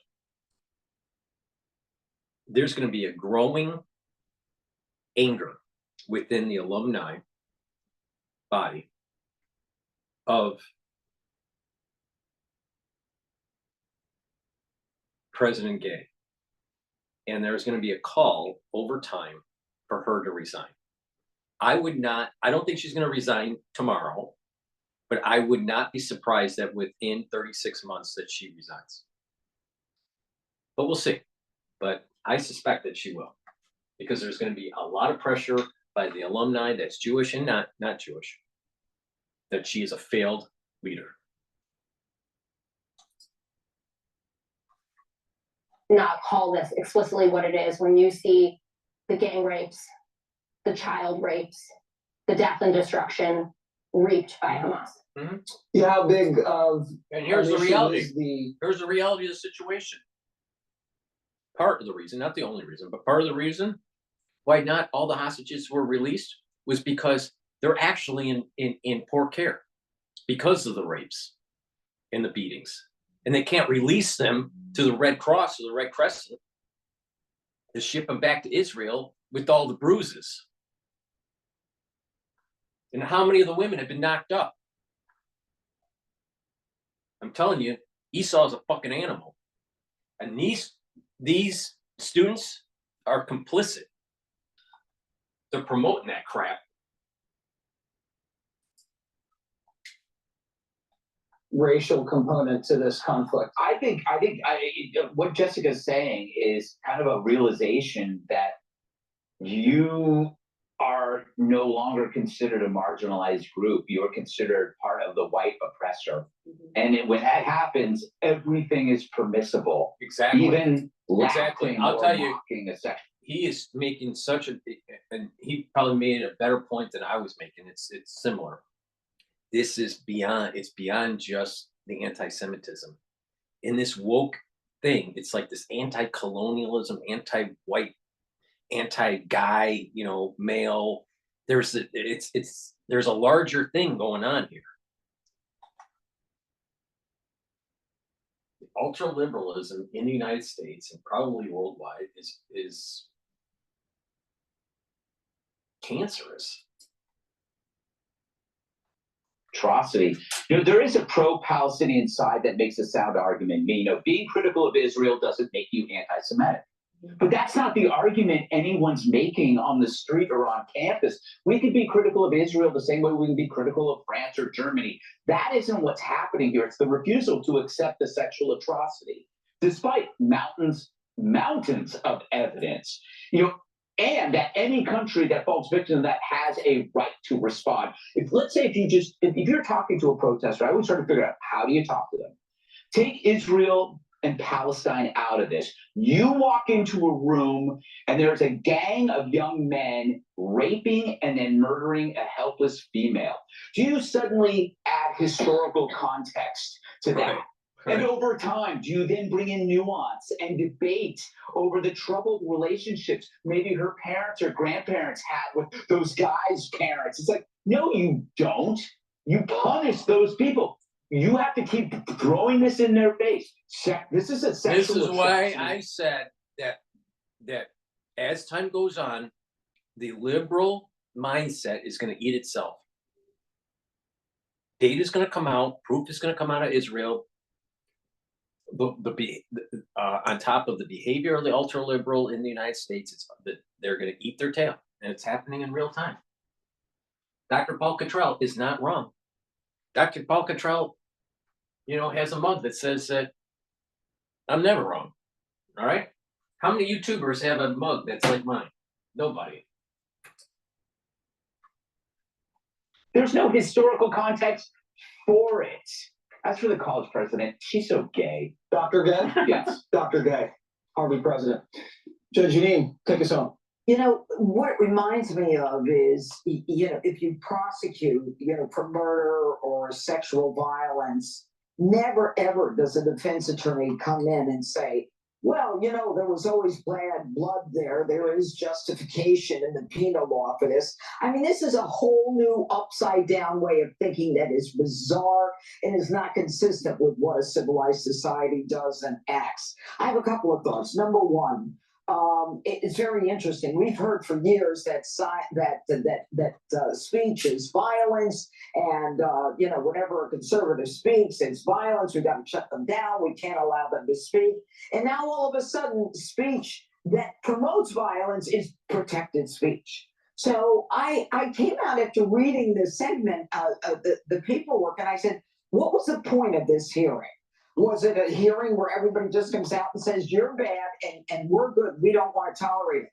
Unless Congress comes up with legislation or does something that punishes this kind of behavior, there was no point to all of this other than a dog and pony show that we see every day in Congress. Now, rest assured that even Harvard, the University of Pennsylvania, and these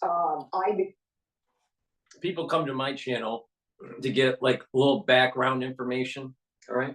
I have met her, Judge Jeannie, 5 separate times. All right.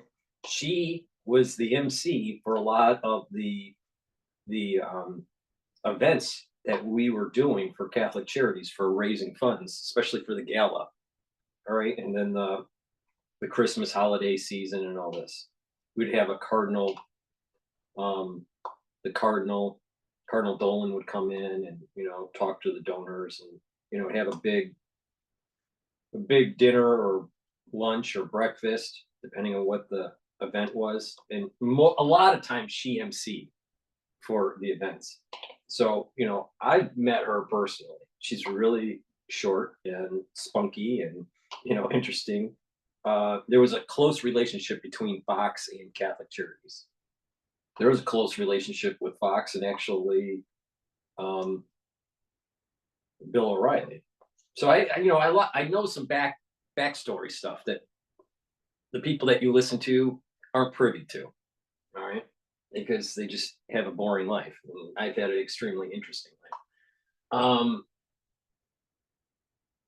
The point I'm making here is that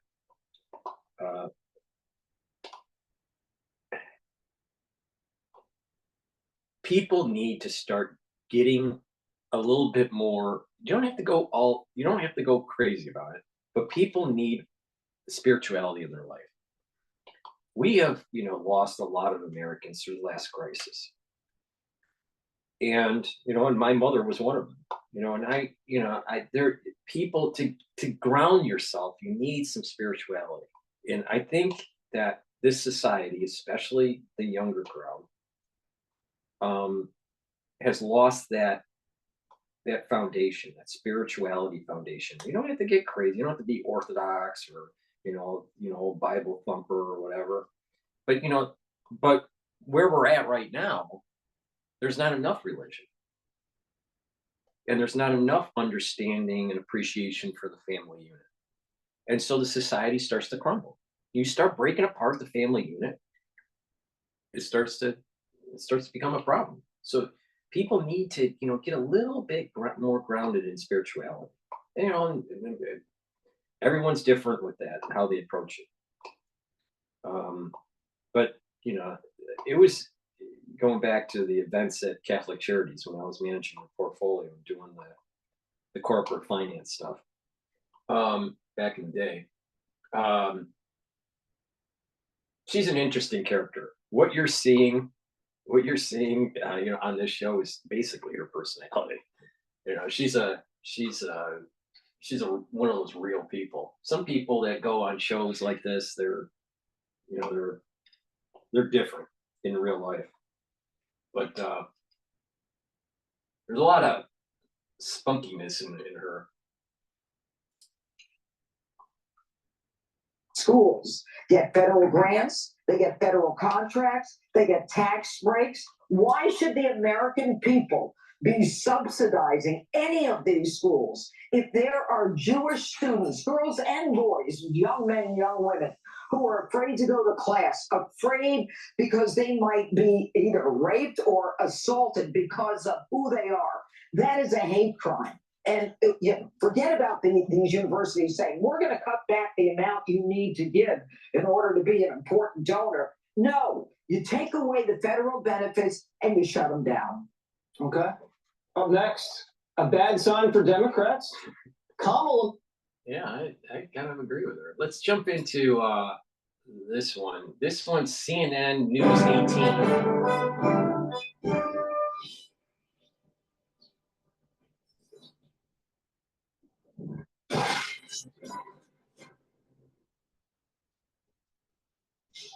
We're through the congressional hearing and that video that's gone viral. The three top universities continue to face severe backlash in the USA and across the world.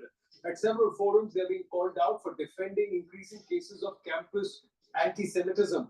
Now the University of Penn President Liz McGill and Harvard University President Claudine Gay have taken a U-turn. Both appear to be walking back from some of their controversial comments made during the congressional hearing. While University of Pennsylvania President Liz McGill has said that she was focused on university's long-standing policies aligned with the U.S. Constitution, which say that speech alone is not punishable. Harvard University President Claudine Gay, clarifying her testimony, said that there are some who have confused the right to freedom of expression or free expression with the idea that Harvard will condone calls for violence against Jewish students. Does it end here, ladies and gentlemen, or are these now becoming hotbeds for a certain level of bigotry? I guarantee you, when I talk to an alumnus from Harvard, I am going to constantly remind them that I feel that President Gay is a poor leader and that she needs to be forced out. And I talk to a lot of people at the Harvard Club. So we'll see. We'll see what happens. But I'm willing to bet in 36 months that she's going to get a lot of pressure to resign. She's a poor leader. Because there has been an intellectual infiltration of neo-left corrupted by pan-Islam. Now, this is a heady concoction which is being spoken about by authors and thinkers like Rajiv Malhotra and Dr. Vijaya Vishwanathan and Snakes in the Ganga. But tonight, we have a very, very erudite august panel who can elaborate and speak more about what perhaps those from Bharat are also facing as a result of what's happening there. Is it driven only by this entire anti-Semitic values, or does that extend and have its own entire interpretations based on where the origins of that particular person or the ancestry is? So, is there a particular agenda against Bharat too that's driven just like there is an agenda against Jews and Israel or Israelis? Anand Raghunathan stays on with us, Pandit Satish Sharma, author, with us. And also, he's been a member of the British Board of Dharmic Scholars. Makrand Paranjpe, Professor JNU with us, and Sarah Gates, Hindu human rights activist, also with us. Namaste. Thank you very, very much, everyone, for joining us. Good to have you all. Sarahji, I know it's way past midnight. It's nearly about 2 a.m. Correct me if I'm wrong, where you're joining us, but you've stayed up for us. So let me start with you. Is this a pattern of anti-Semitism that's only prevalent in top academia in the US? Or do you believe that this is spreading elsewhere too? And does it restrict itself only to Jews? Well, we've seen throughout the past few years with the Dismantling Global Conductor Conference that many of the same activists or scholar activists, as they call themselves, who were then accusing Hindus of being like the white supremacist Zionists and such, during that period, they're now active and. Breaking news, the video I did with Peter Duke got pulled down from YouTube just now. I'll tell you, and all he was doing was talking about, a cabal, and all he was doing was writing a book. I cannot believe they pulled his video down. Unbelievable. He wrote a book called The Stealth Power and the Illusion of Democracy. On my small channel, I just premiered it and it was taken down. It was amazing. I'll tell you, the censorship. And he didn't say anything that was wrong. I mean, we were pretty generic, and he viewed it in a very scholarly way. It's sad. It's so sad. And some of the people that were probably in the spaces were listening to the broadcast last night. Amazing. Let me just get my bearings on that issue, because this just happened like just minutes ago. But I mean, amazing. And just, the censorship is just so profound in this country now. And he didn't say anything. He didn't say anything wrong. He didn't say anything wrong.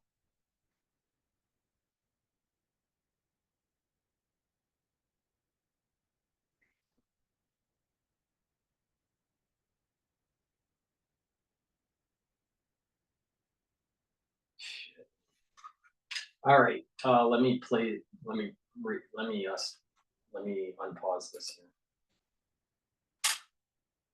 Fighting what they believe to be fighting on behalf of the Palestinians, but there is that line that's been blurred continuously when it comes to whether they're supporting Palestinians or the Al-Aqsa Flood movement, which was kicked off by Hamas. So when they gave a call for a global movement, particularly from Muslims and also from people of the free world, they said, they kicked off a global movement, and the socialists sanitized the language that they used when they were calling people to participate in these pro-Palestine demonstrations. And they distinguished, or they separated, they weeded out the Islamist language that was used by Hamas and the religious extremist language that was used by Hamas. And then they mobilized groups on campuses all over the world. And we've seen that all over the world, but it's particularly disturbing when it comes from the Ivy League establishments, because these are the knowledge producers and these are the ones that shape policy. So we've been seeing this for a long time, and yes, it does affect India, because the same group are theorizing in these establishments that Hindus are colonizers, that they've magically colonized India, which is the most bizarre thing. But if you say a lie, enough times, people believe it. And that's exactly what I think's happened. But how do you think these terms are being loosely associated? How are fascists being, Hindus are being called fascists, Hindutvawadis are being called fascists, Jews are being called and branded oppressors. So who decides who these oppressed are, who the oppressors are? Or does history not matter? Do facts not matter here? Well, obviously, it's whoever gets the money and the funding for their departments and the universities who can produce the material to write the theories. Because if we had funding to write theories and to go back and to critique all of this material, we need, literally, we need thousands of people on the ground. The Federal Reserve Bank of New York just issued a digital dollar, effectively replacing paper money with nothing more than. Literally, we need thousands of people on the ground. We've got dozens of university departments signing their name onto, what they call teachings that, they say that there's a problem with safety on campus, and that it's it's problematic to be calling for safety for Jews on campus and speaking out against anti-Semitism. And they say that anti-Semitism is being weaponized, and all of the Middle Eastern departments have signed up to that. So it is a problem. Yes, and it's the same people who are theorizing that Hindus have weaponized Hinduphobia. So that's where they really synchronize. Because it's from this academia, Makaranji, that this entire dismantled global Hindutva emanated. The SB 403 stemmed from these kind of academic thinkers. The John Doe now stands revealed. We'll get Pandit Satish Sharmaji to speak about that too. But let me ask you, sir, freedom of expression, freedom of speech, where does it stop? Where does it? And should there be no reasonable restrictions? You see, the first thing that I noticed yesterday when they played, these hearings, the testimonies that the three top presidents gave, they all followed the same template. Everyone talked about context. Everybody said that they're not actionable if it's only speech. And they were constantly hedging without saying very clearly that calls for genocide, regardless of the context, are abhorrent and should be stopped. So the way I look at it is that this is a real opportunity to push back, because this time, those who speak against the Jewish people in the US, who are a protected minority, and also the Jewish people are very powerful in the industry, in business, on Wall Street, and in the media. So the pushback is going to be very, very strong. As you yourself said, there's been a turnaround. And this is an opportunity for other groups like the Hindus to also step in and show how this wokeism has infected, US campuses, the top campuses. But I look at this as a silver lining, because I think that America, in fact, just think about it. There is a congressional committee which can call a president of a university and hold them, responsible for what is happening on their campuses. Do you think that can be done in India on my own campus? Was anybody held responsible for what happened in 2016? I myself was there and a witness, and I think Anand was there too. My point is that there are things in the American system that, we can learn from, how they are capable of solving a problem and rectifying it. And the Hindu community, especially in the US, has shown a remarkable unity of purpose and a strategic smartness in intervening at this time. So I think this is a time to realign and to learn, from the pushback that the Jewish community has given. And I think there are signs of hope, because wokeism is a dead end. And I think the top campuses are beginning to see that, things like microaggression or, their entire agenda of political correctness is not really conducive to producing useful knowledge either about self or about society. So I think that I'm looking at this as an opportunity, to really make a difference and change the discourse. But does that stop there only, Pandit Satish Sharmaji? Is it only with these 3 or 4 academic institutions in the US? Or is this far more endemic across top academia across the world? And how much of it is actually now percolating back into institutions in Bharat? Because somewhere this entire aping the West and holding them to the highest standards, and a lot of them who are perhaps coached there are coming back here. And is it now being percolated back into the Bharatiya system too? Jai Shri Ram, and thank you for raising this issue. I will just refer to the very first time when it was mooted that academic institutions from the West should be given free rein to establish themselves in Bharat. At that time, myself and many people who were concerned about this said, no, do not do this. There is due diligence that should be done firsthand. If it was a very large corporation coming in, bringing products, there would be due diligence done. Whereas in this instance, it seemed to be an open door, then come and bring your gifts. I'm actually in agreement with Professor Balanjabe when he said that there is a silver lining. What we are seeing is the underbelly of a subprime educational system being revealed.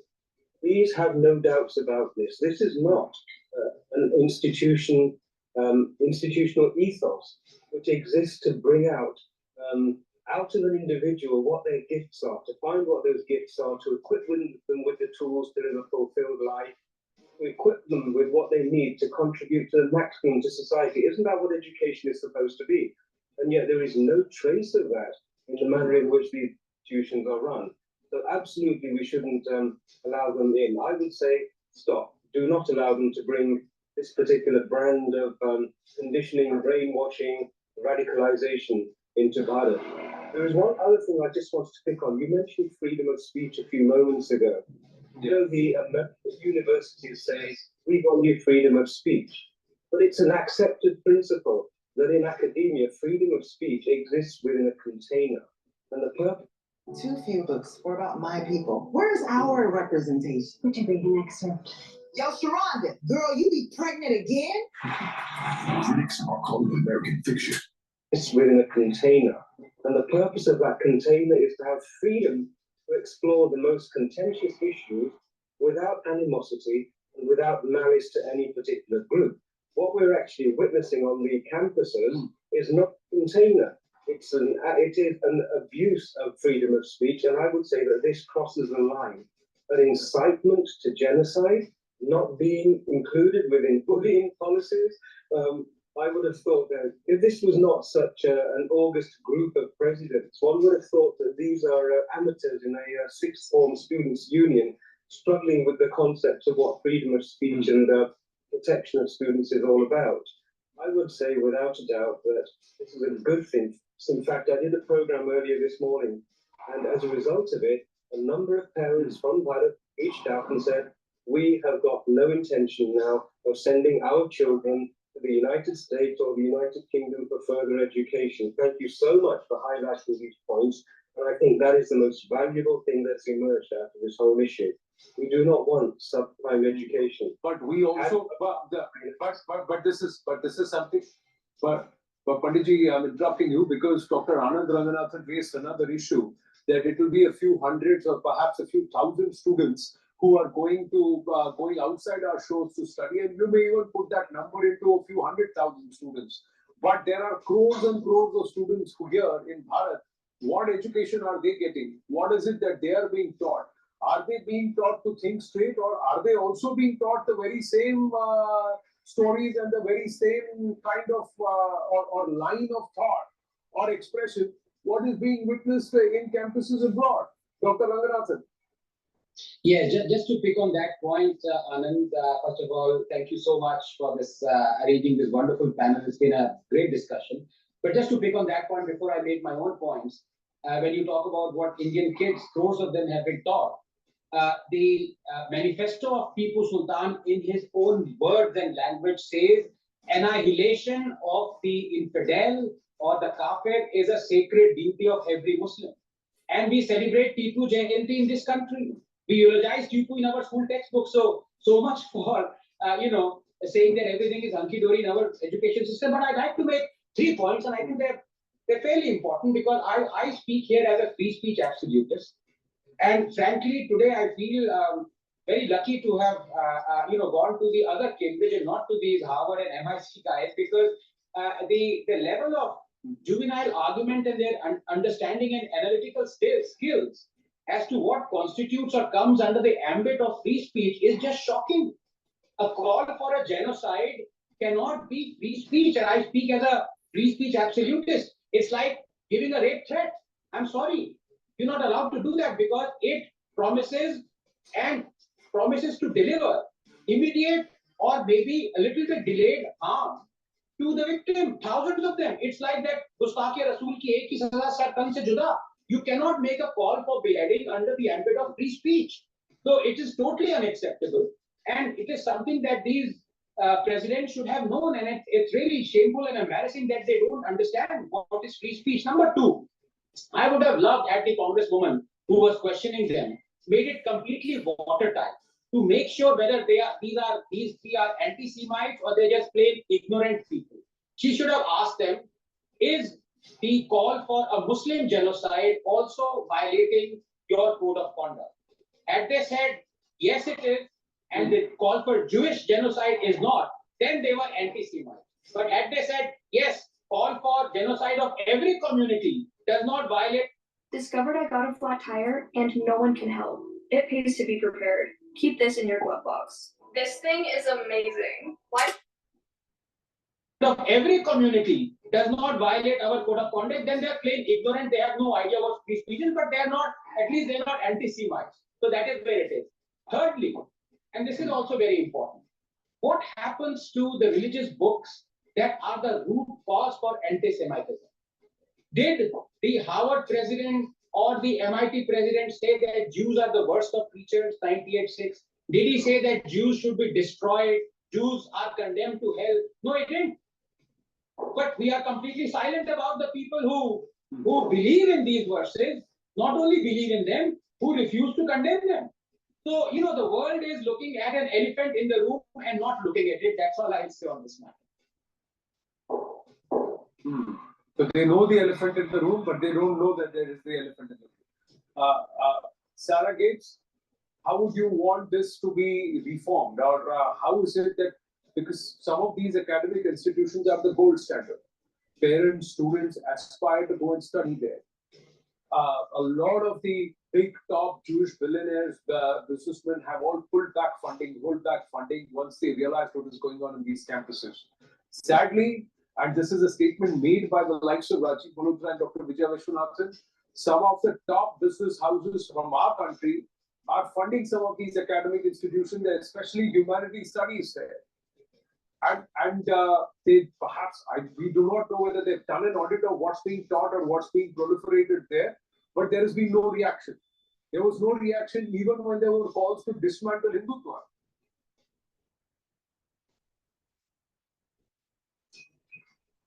Well, I did see when I was looking for postdoctoral opportunities that Mahindra is funding a program in environmental humanities, which I found is, it's my genre, it's what I do, environmental humanities, but I've never studied in Harvard. And I started to wonder why they're funding Harvard to run these programs. I'm studying environmental humanities through the lens of the Bhagavad Gita. Why can't I do that in India? Why can't I get funding, which is an attractive funding, to live and study at a postdoctoral level in India? So Mahindra could, just all of these funds could be pulled out, like we've seen with some of the Jewish philanthropists have just pulled their funds out. And so that then does have a repercussion for the university, and it gives them an incentive, not necessarily to toe any lines, but to recognise anti-Semitism. One of the presidents didn't know, which is a common knowledge thing, that anti-Semitism is the highest form of hate crime in America. So when she was asked whether or not, she knew, she didn't know.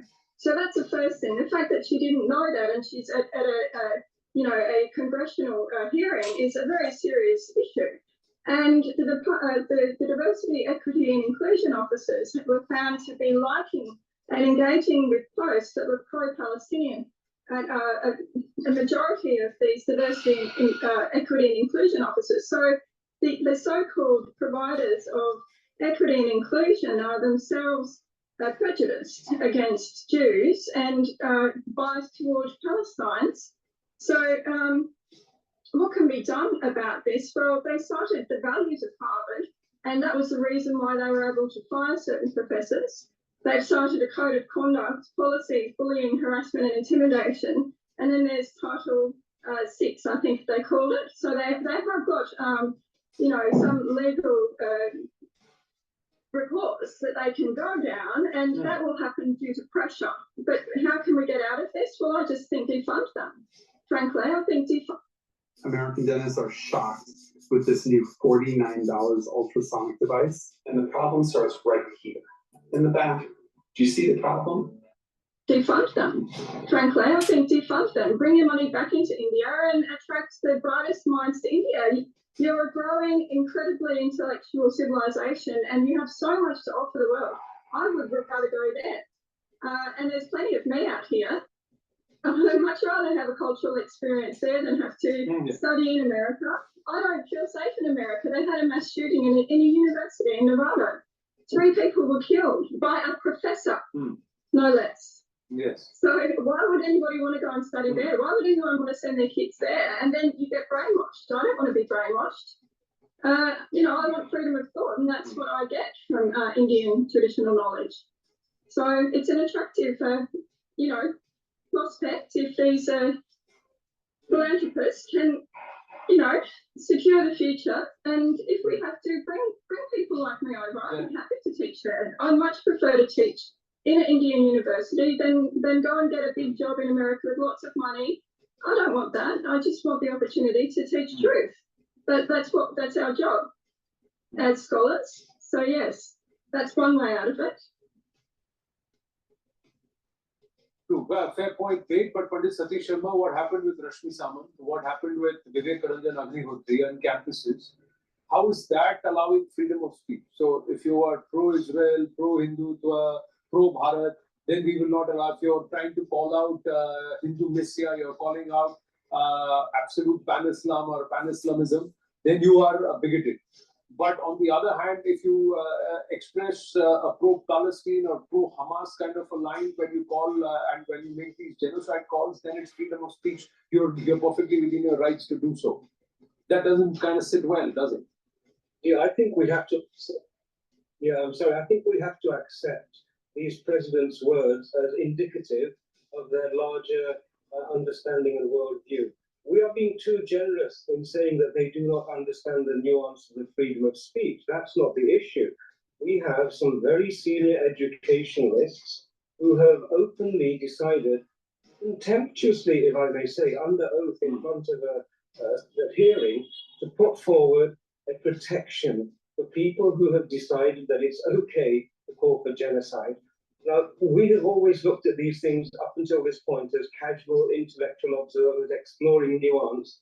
But I really would like to ring an alarm bell here, because what's being revealed is a group of people who are happy to leverage and protect hatred against a very vulnerable, smaller minority within their communities. And it's this leveraging of hatred in such a casual manner that should really ring an alarm bell. It would only take one or two small conversational changes to redirect that hatred away from the Jewish community and direct it directly towards us. And I feel that the ground is being laid for that to happen in the very near future. A very serious conversation needs to be had with, as Sarah G mentioned, the Mahindus of the world.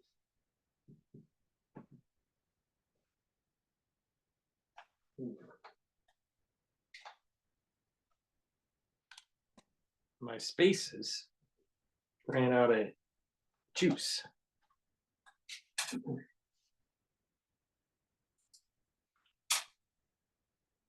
They need to be asked, why are you funding organizations which are nurturing hatred? That's actually what they're doing. These are not academic institutions anymore. And unless they discard and punish these presidents, I don't think we should believe them. We should not take them at face value. Right. Makranji. Yeah, I just wanted to say that there is an insidious and unscrupulous alliance between people who espouse the cult of violence, whether these are radical Islamists or radical Marxists. It aggravates me that YouTube took down the Peter Duke video I did with him last night. You know, here's the thing, you know, there's a lot of censorship that's going on, and we have to be careful. Like, I opened up the spaces to take questions, assuming the question would be related to the book. But of course, we didn't have that. And someone, you know, started talking about the V, right? And all the negative externalities of the V, right? And we were trying to answer his question. Peter, you know, answered it from his perspective, and I answered it in mine. And that was the quote medical misinformation that gave the strike. See, people need to realize that just because we open up the channels for you to ask questions, you need to be discerning on how you answer, how you ask the question. Because how you ask the question can determine if that video is going to be taken down on YouTube or not.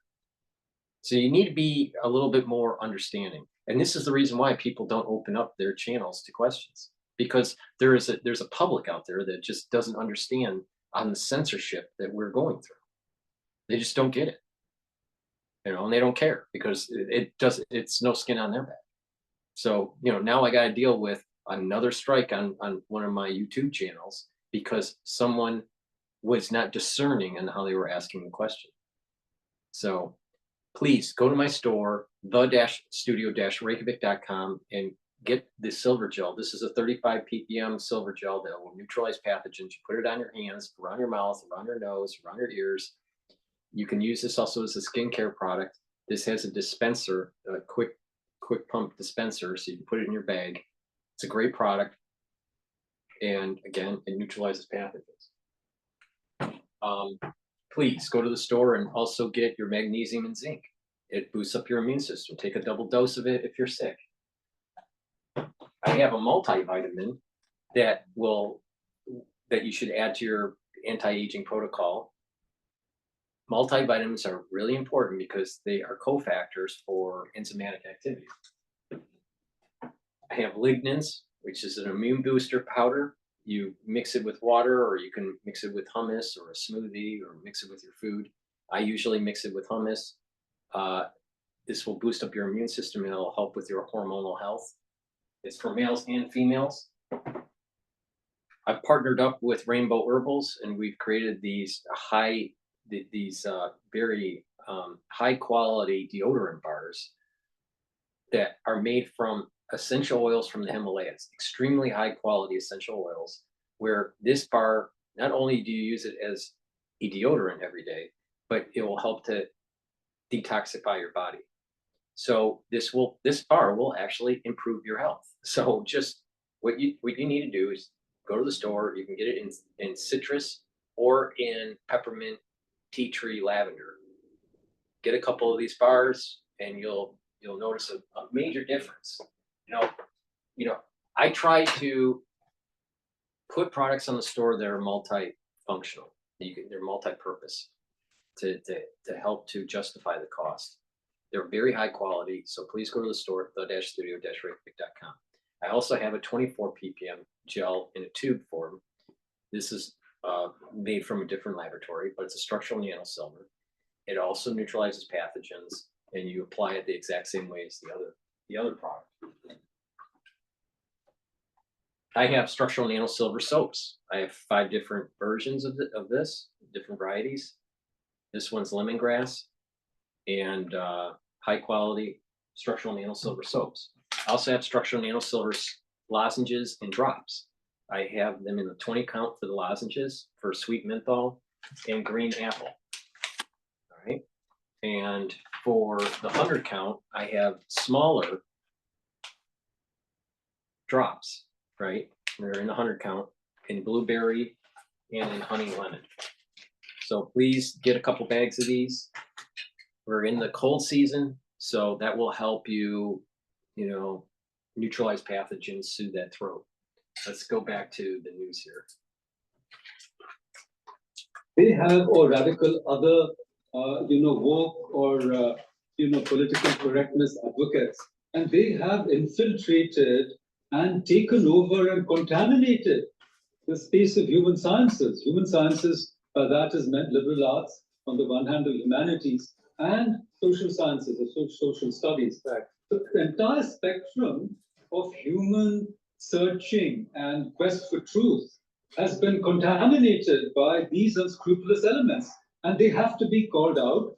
We have to push back, and there have to be new alliances, and all these presidents and other people who are underwriting and cloaking and masking, these unscrupulous cult of violence devotees must be called out and held responsible. And I think that this process is starting in the United States, and you may call it conservative backlash, you may call it the Republican people trying to get in or whatever. Right. But there is a churn, and this will not be tolerated any longer. That's why I said there's a silver lining, and what is happening. I mean, and the echoes of it in India and universities like Ashoka and GETTR. Mahindras, by the way, they run their own university, which is not so bad. So I'm saying that this is not acceptable. It has to be called up. There has to be a pushback, and this has to be systematic. And new alliances have to be formed, and we need to produce better research and better scholarship, not just ideology. Well, at least now we're talking about it. talking about it and it's come to our cognizance. Perhaps it's right out there for us to look at it, and that perhaps is the biggest silver lining. Thank you so much, all of you. Thank you so much. It's such a pleasure to have you and such an august panel here on the right stand. Thank you very much. Namaste and Jai Hind to everybody. We're going to wind up on that note. Brass tacks after a very, very short break. Stay with us.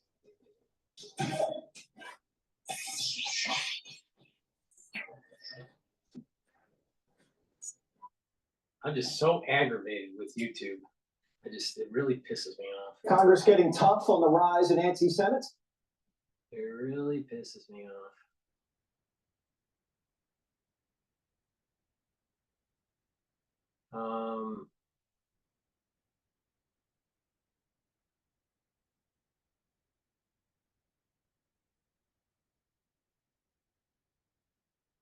This one's The Hill. We haven't played The Hill, so let's take a look at this. Oh my gosh!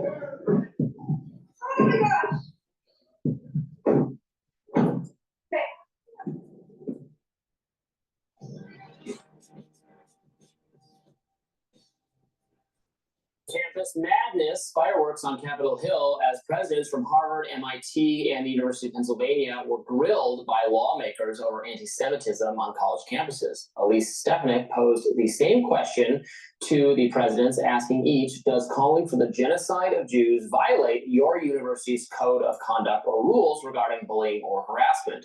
Watch their response. MIT, does calling for the genocide of Jews violate MIT's code of conduct or rules regarding bullying and harassment? Yes or no? It targeted at individuals, not making public statements. Yes or no? Calling for the genocide of Jews does not constitute bullying and harassment? I have not heard calling for the genocide for Jews on our campus. But you've heard chants for intifada. I've heard chants, which can be anti-Semitic depending on the context, when calling for the elimination of the Jewish people. So those would not be according to the MIT's code of conduct or rules. That would be investigated as harassment if pervasive and severe. Ms. McGill, at Penn, does calling for the genocide of Jews violate Penn's rules or code of conduct? Yes or no? If the speech turns into conduct, it can be harassment. Yes. I am asking specifically calling for the genocide of Jews. Does that constitute bullying or harassment? If it is directed and severe or pervasive, it is harassment. So the answer is yes. It is a context-dependent decision, Congresswoman. It's a context-dependent decision. That's your testimony today. Calling for the genocide of Jews is depending upon the context. That is not bullying or harassment. This is the easiest question to answer. Yes, Ms. McGill. Meanwhile, students of the various represented schools joined congressional Republicans in a press conference to attest to some of the things they say their classmates and professors have said to them. Swiftly denounced the incident, and yet our president cannot. Because the glorious October 7th, and you're a dirty little Jew, you deserve to die, are words said not by Hamas, but by my classmates and professors. And because despite all of this, I am adamant and hopeful that we will not accept, least of all embrace, this horrific new normal on college campuses today. But while the focus of yesterday's hearing was on anti-Semitic incidents on campuses, friend of the show, Glenn Greenwald, highlighted that there have been a number of anti-Semitic comments that have gotten a lot less attention on various protests for Israel. For example, here in this tweet, he says, should university administrators allow speech of this kind on campus, or should they ban all such views and punish any students or student groups expressing them? All right, what do you make of this? So I watched some of the hearing. There was a lot of, I saw anger toward the university president's answers, including from the members of Congress grilling them. So I actually don't have any problem with what they said, because they're right. There are and should be broad free speech protections given to the students and to the faculty, and you can make under a now. I mean, the campuses don't have to exactly follow the First Amendment. It's a little bit complicated. If it's a public university, it does. If it's a private university, maybe it does because it gets funding. In any respect, they promised to follow free speech principles, so they've said they're committed to doing it. So they should be held responsible for that commitment, given that they take money from the students to attend. So you can say really hateful, anti-Semitic, even genocidal things, and if it's aimed at a frankly a broad enough group, it will not be considered specific enough to qualify as harassment or a threat. That's just true of statements in general. I mean, I could say I'd like to kill, or I wish we're dead. You know, you could substitute any group of people, and that would be a protected statement. If I start saying specifically a specific person, Brianna Joy Gray, and here's how I'll do it and at what time, then it's not protected speech anymore. So they're outlining something that exists in law, and in their own policy state, discriminatory harassment is unwelcome and offensive conduct that is based on an individual or group's protected status. Discriminatory harassment may be considered to violate the policy when it's severe or pervasive and objectively offensive, creates a work, educational, or living environment that a reasonable person would consider intimidating, hostile, or abusive, or denies them equal participation in the workplace or the educational institution. So their arguments there that it's context specific, and if it's just words said, so just chanting, it's probably protected. If you wrote a statement on someone's blackboard on their dorm room, that would probably be targeted harassment, and it is context specific. Is accurate. I'm sorry that's so annoyed, at least Stephanie, but it's accurate. Now, but I will say, I think part of the frustration that is justified is that, I mean, I've covered campus free speech issues, incidents for like 15 years now. And I have seen over and over again investigations and suspensions against students and against professors on the mere whim that someone was offended, the mere suggestion. Can you give an example? Well, the universities themselves create bias response systems where if someone uses the wrong pronoun for you, so many, I've covered tons of I'm cases. just asking for an example of someone who's been suspended or expelled because they used the wrong pronouns, or said something anti-Black or anti-Asian or whatever, or anti-gay or whatever. There was a student who on his task, you're supposed to fill in the name of your professor, and wrote the wrong pronoun for the professor, and was given an F assignment for doing that, and had to appeal it and said, well, I don't have. Okay, but I just want to be really specific. Well, there's an example. Right, but I asked if there's an example. They're talking about whether or not these people should be, you mentioned specifically expulsion, for example. So The State University of New York gave guidance to professors that they would suffer consequences if they continue to use gendered salutations in emails to students. But there haven't been. Can you just, I'm sorry.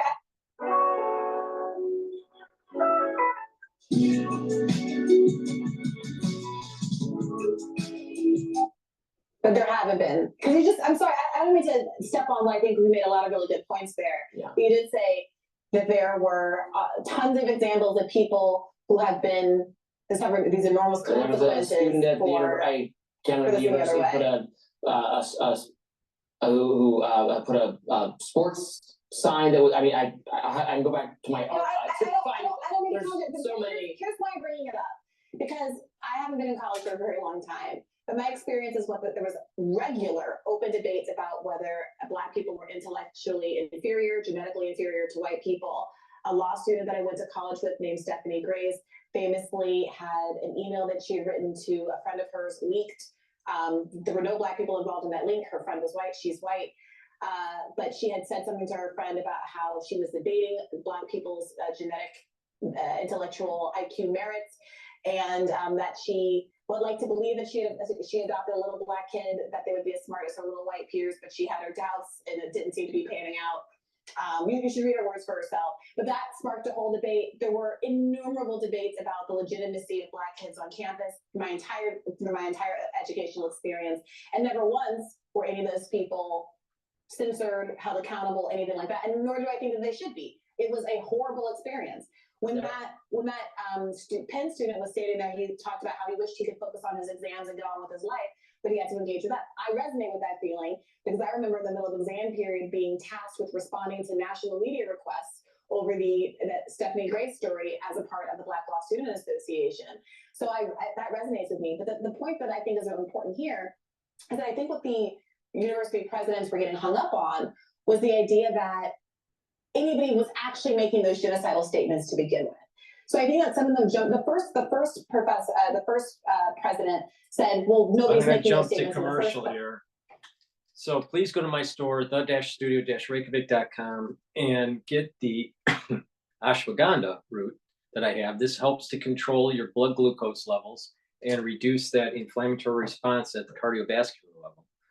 Please get my probiotic. I have this one in a powdered form. I also have it in a capsule form.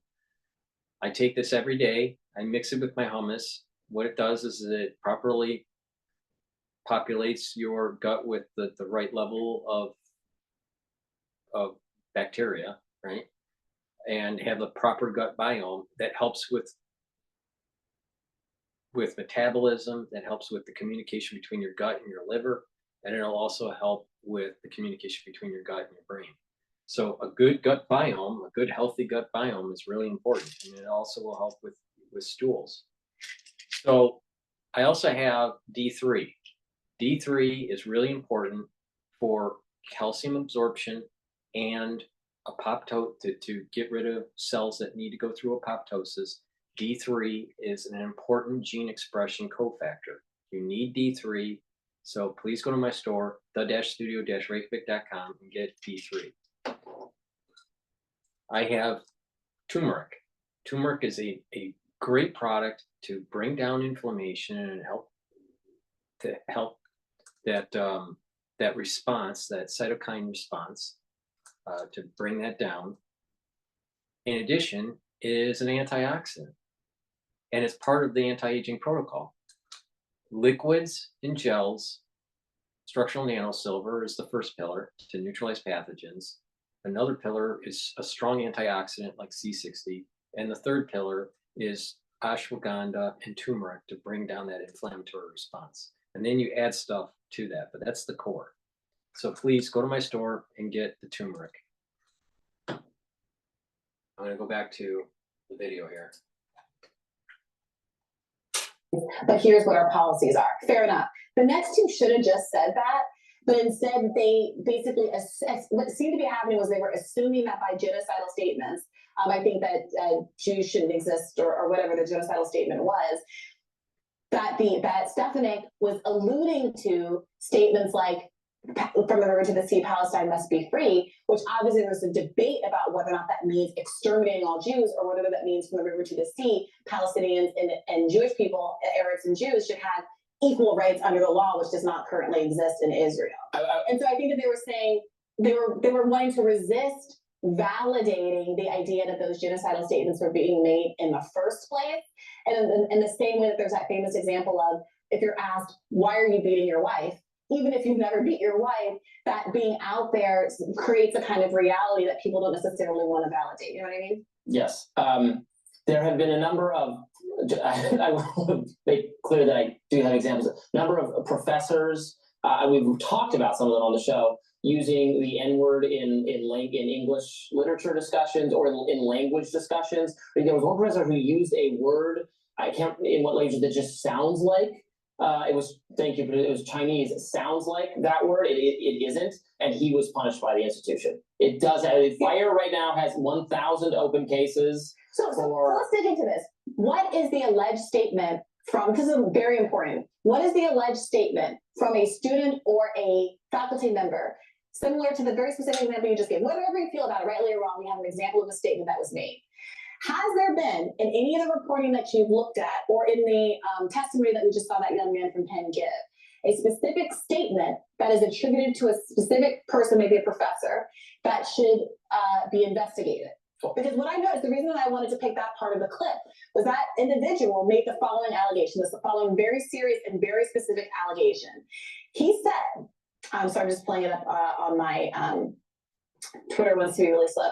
He specifically said that both his professors and fellow students have said, quote, "You're a dirty little Jew, you deserve to die."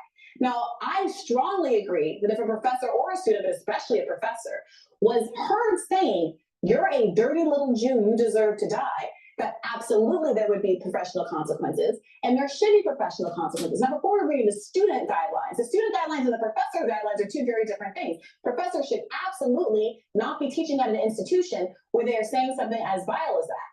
But why is it that there's a congressional hearing where this young man is gonna get up and be able to make that kind of an accusation without saying who the professor was? Do you remember what professor You're saying said something like that?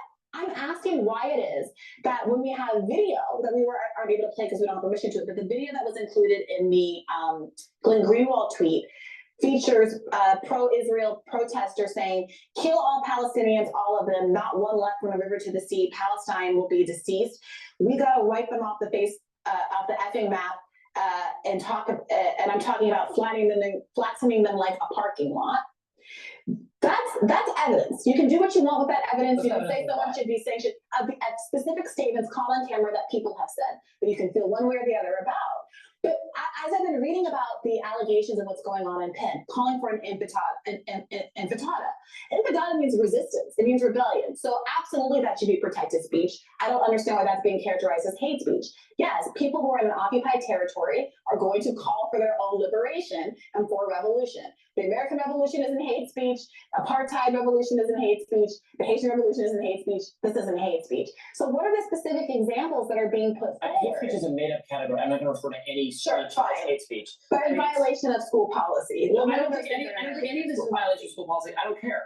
The statement is You're a describing dirty little Jew. It definitely is in violation of somebody's. because that's targeted at a specific person. I mean, this is different. Specific. If I call you that, no. Then that's what that's what the university professors are saying. Right, but that's not what that kid was saying. That kid wasn't saying someone's pointed at me and called me He that. said my classmates and professors have said things like that. And he also said that, and that they said glory to what happened on October 7th, which is totally, as I've said multiple times, in keeping with the sentiment of pro-Palestinian activists on college campuses. It's keeping with the sentiment of people. Today we witnessed a historic win for the Palestinian resistance, referring to the events of October 7th. A lot of people made statements like that. Wait, I'm telling you, I'm validating what you're saying. Yes. Give me the space to agree with you, Jesus. On October 7th, October 8th, people were saying things like that. Norm Finkelstein, who has gotten a lot of viral attention right now because of how compelling he is, has talked about how he also, when the facts were not out and it seemed like this was a resistance movement and nobody knew how many civilians had been killed, made statements like that, which Norm Finkelstein, I can't speak for every student on campus, but Norm Finkelstein, who again is the son of Holocaust survivors, revised when he realized the gravity of not the legitimate kind of military revolutionary act, but the actual attack on civilians that is in no way validated under international law and cannot be characterized as a revolutionary act. Well, I would have deleted this statement from my website then if it was just a misunderstanding. But the point of the matter their mind had been sufficiently changed. I don't think they've changed their mind about it. Okay, this is an important point. We now have, what has happened actually is that students making anti-Palestinian, anti-Arab comments have not gotten the same kind of treatment. We had almost every congresswoman out in front of Congress doing a vigil for the lost Israeli lives. We had the 5 or 6 members of the squad at a vigil for the now 15,000 Palestinians have been killed using American bombs in Gaza. You have 3 Palestinian students literally shot, one paralyzed permanently, wait a minute, below the waist as a consequence of anti-Muslim hate, anti-Arab hate, anti-Palestinian hate, and had a 6-year-old stabbed to death as a consequence of it. But what Congress is doing is allowing a student to come forward and put forward unsubstantiated. If he can substantiate it, God, please, I hope he does, because no professor should be allowed to make those kind of statements in my view. But making unsubstantiated claims at the same time that Congress is passing legislation that says anti-Zionism is anti-Semitism. So in a world where the United States Congress, we know they believe that being critical of Israel is the same thing as being anti-Semitic, then how can you credit someone who's saying abstractly that people are making anti-Semitic statements when we know that to so many of these people, anti-Semitism means saying anything critical of Israel? I know that, and there's something, I don't know. I don't even know what to say. I'm done with this segment. Fine, whatever. Okay. More rising after this.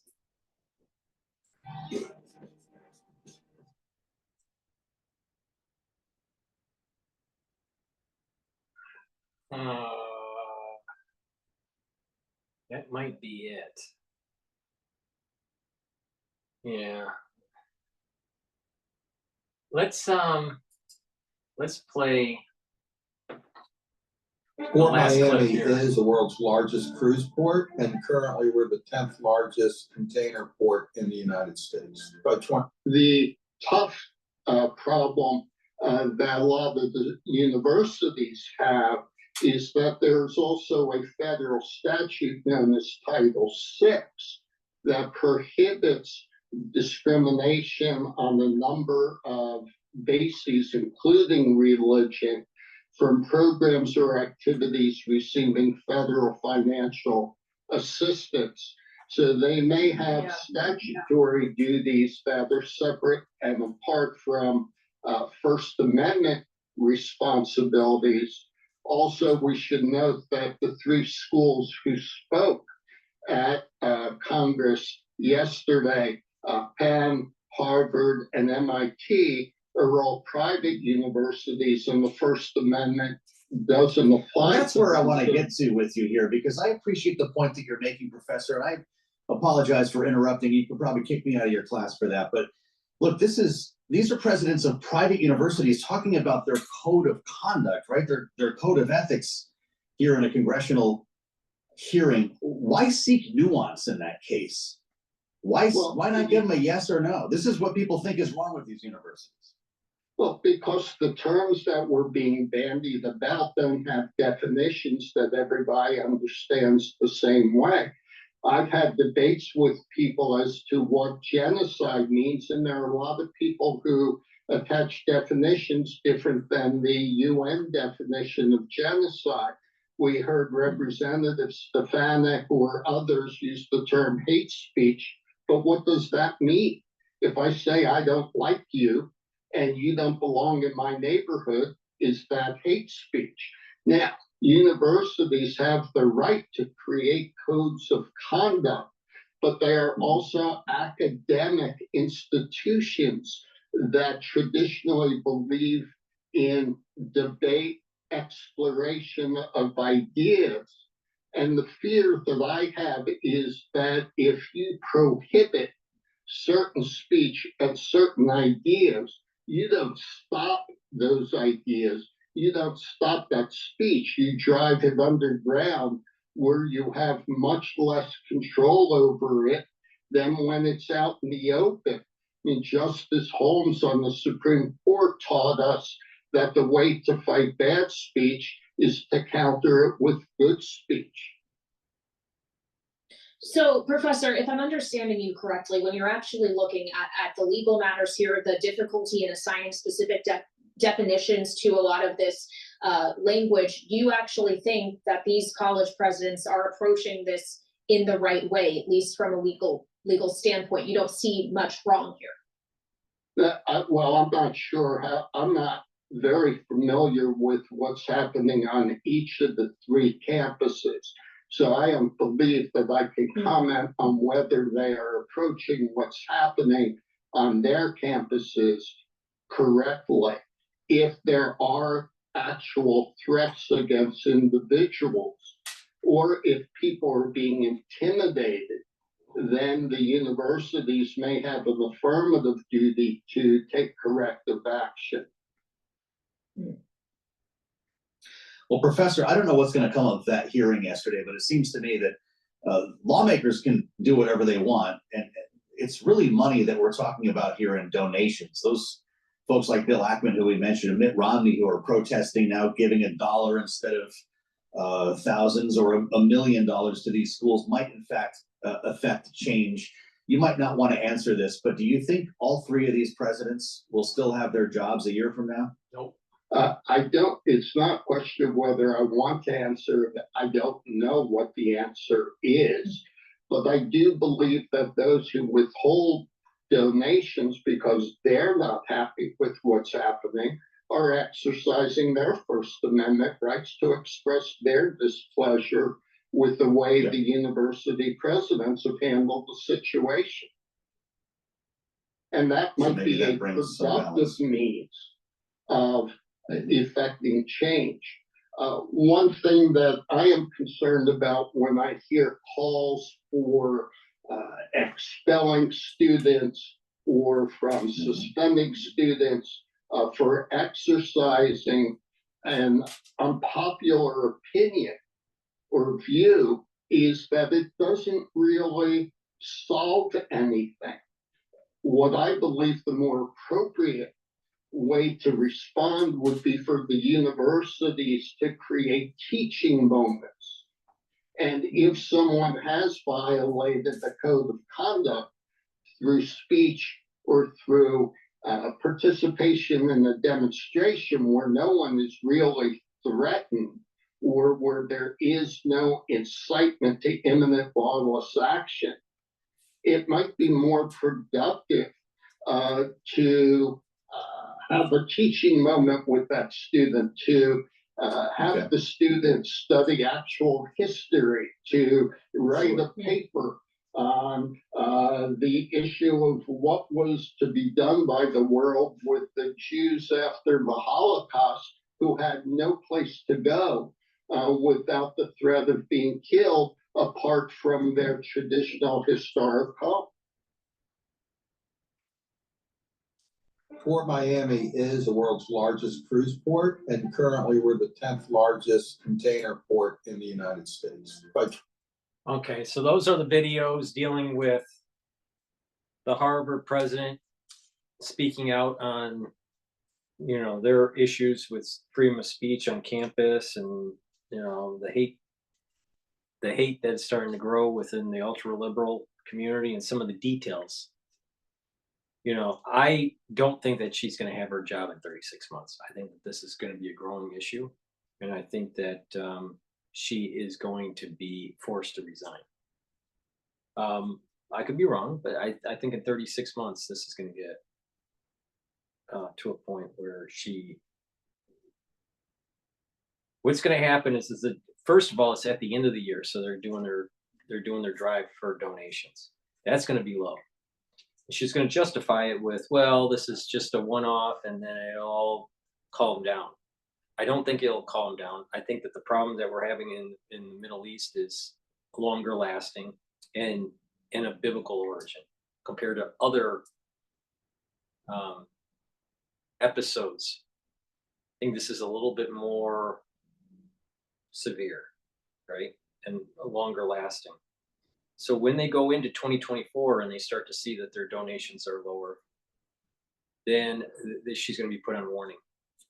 And then when you get into 2025 and the donations are low, she's going to be forced to resign. I think that's the way it's going to play out.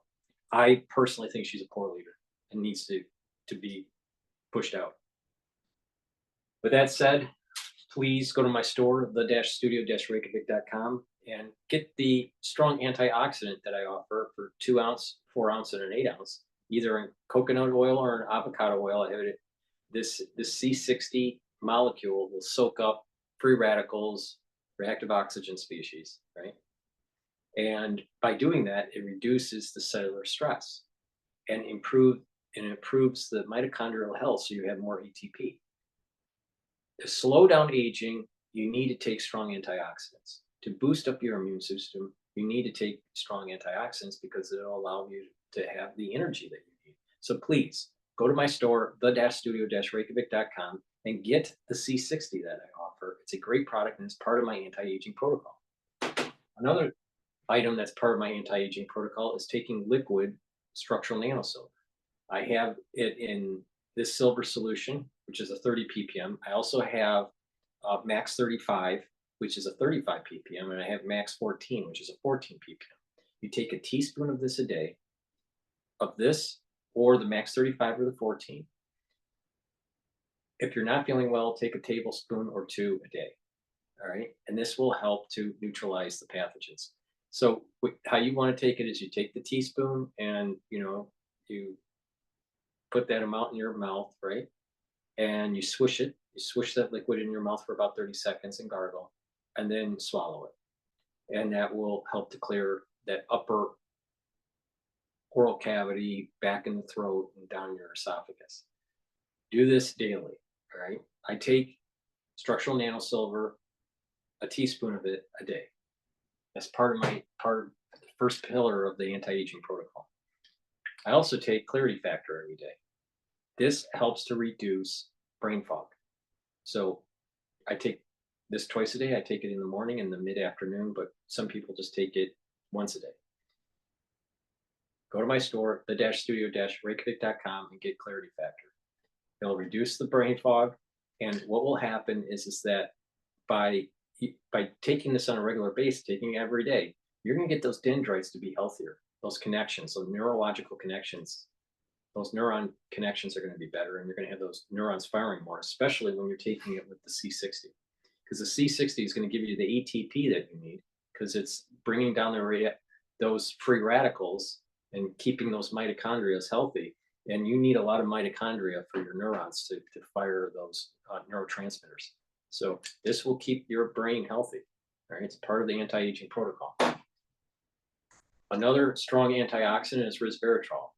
It is synergistic with C60. C60 is stronger antioxidant than resveratrol. This will help also to get rid of senescent cells.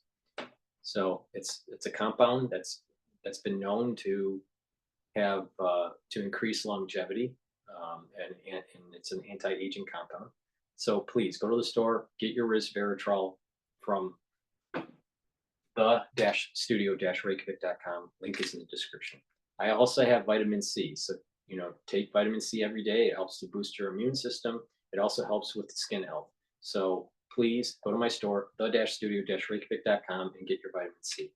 Thank you for going through this series of videos to deal with a serious problem in our society. It's not just anti-Semitism. It will be anti-Christian. And the root cause of all this is a runaway woke, ultra-liberal student body and professorships around the country. It's a major problem. And it's not just the erosion of religion. It's the erosion of the family unit. It's the erosion of capitalism. It's erosion of constitutional freedoms. I am very negative towards people that are ultra liberal. I think that their agenda, their policies have weakened America. Thank you for listening. Please support my work. I just had another strike. I just had a strike that took place on one of my YouTube channels that was premiering the recording I did with Peter Duke. All right. I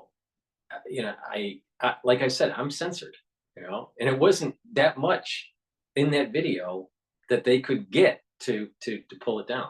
It was actually taking an audience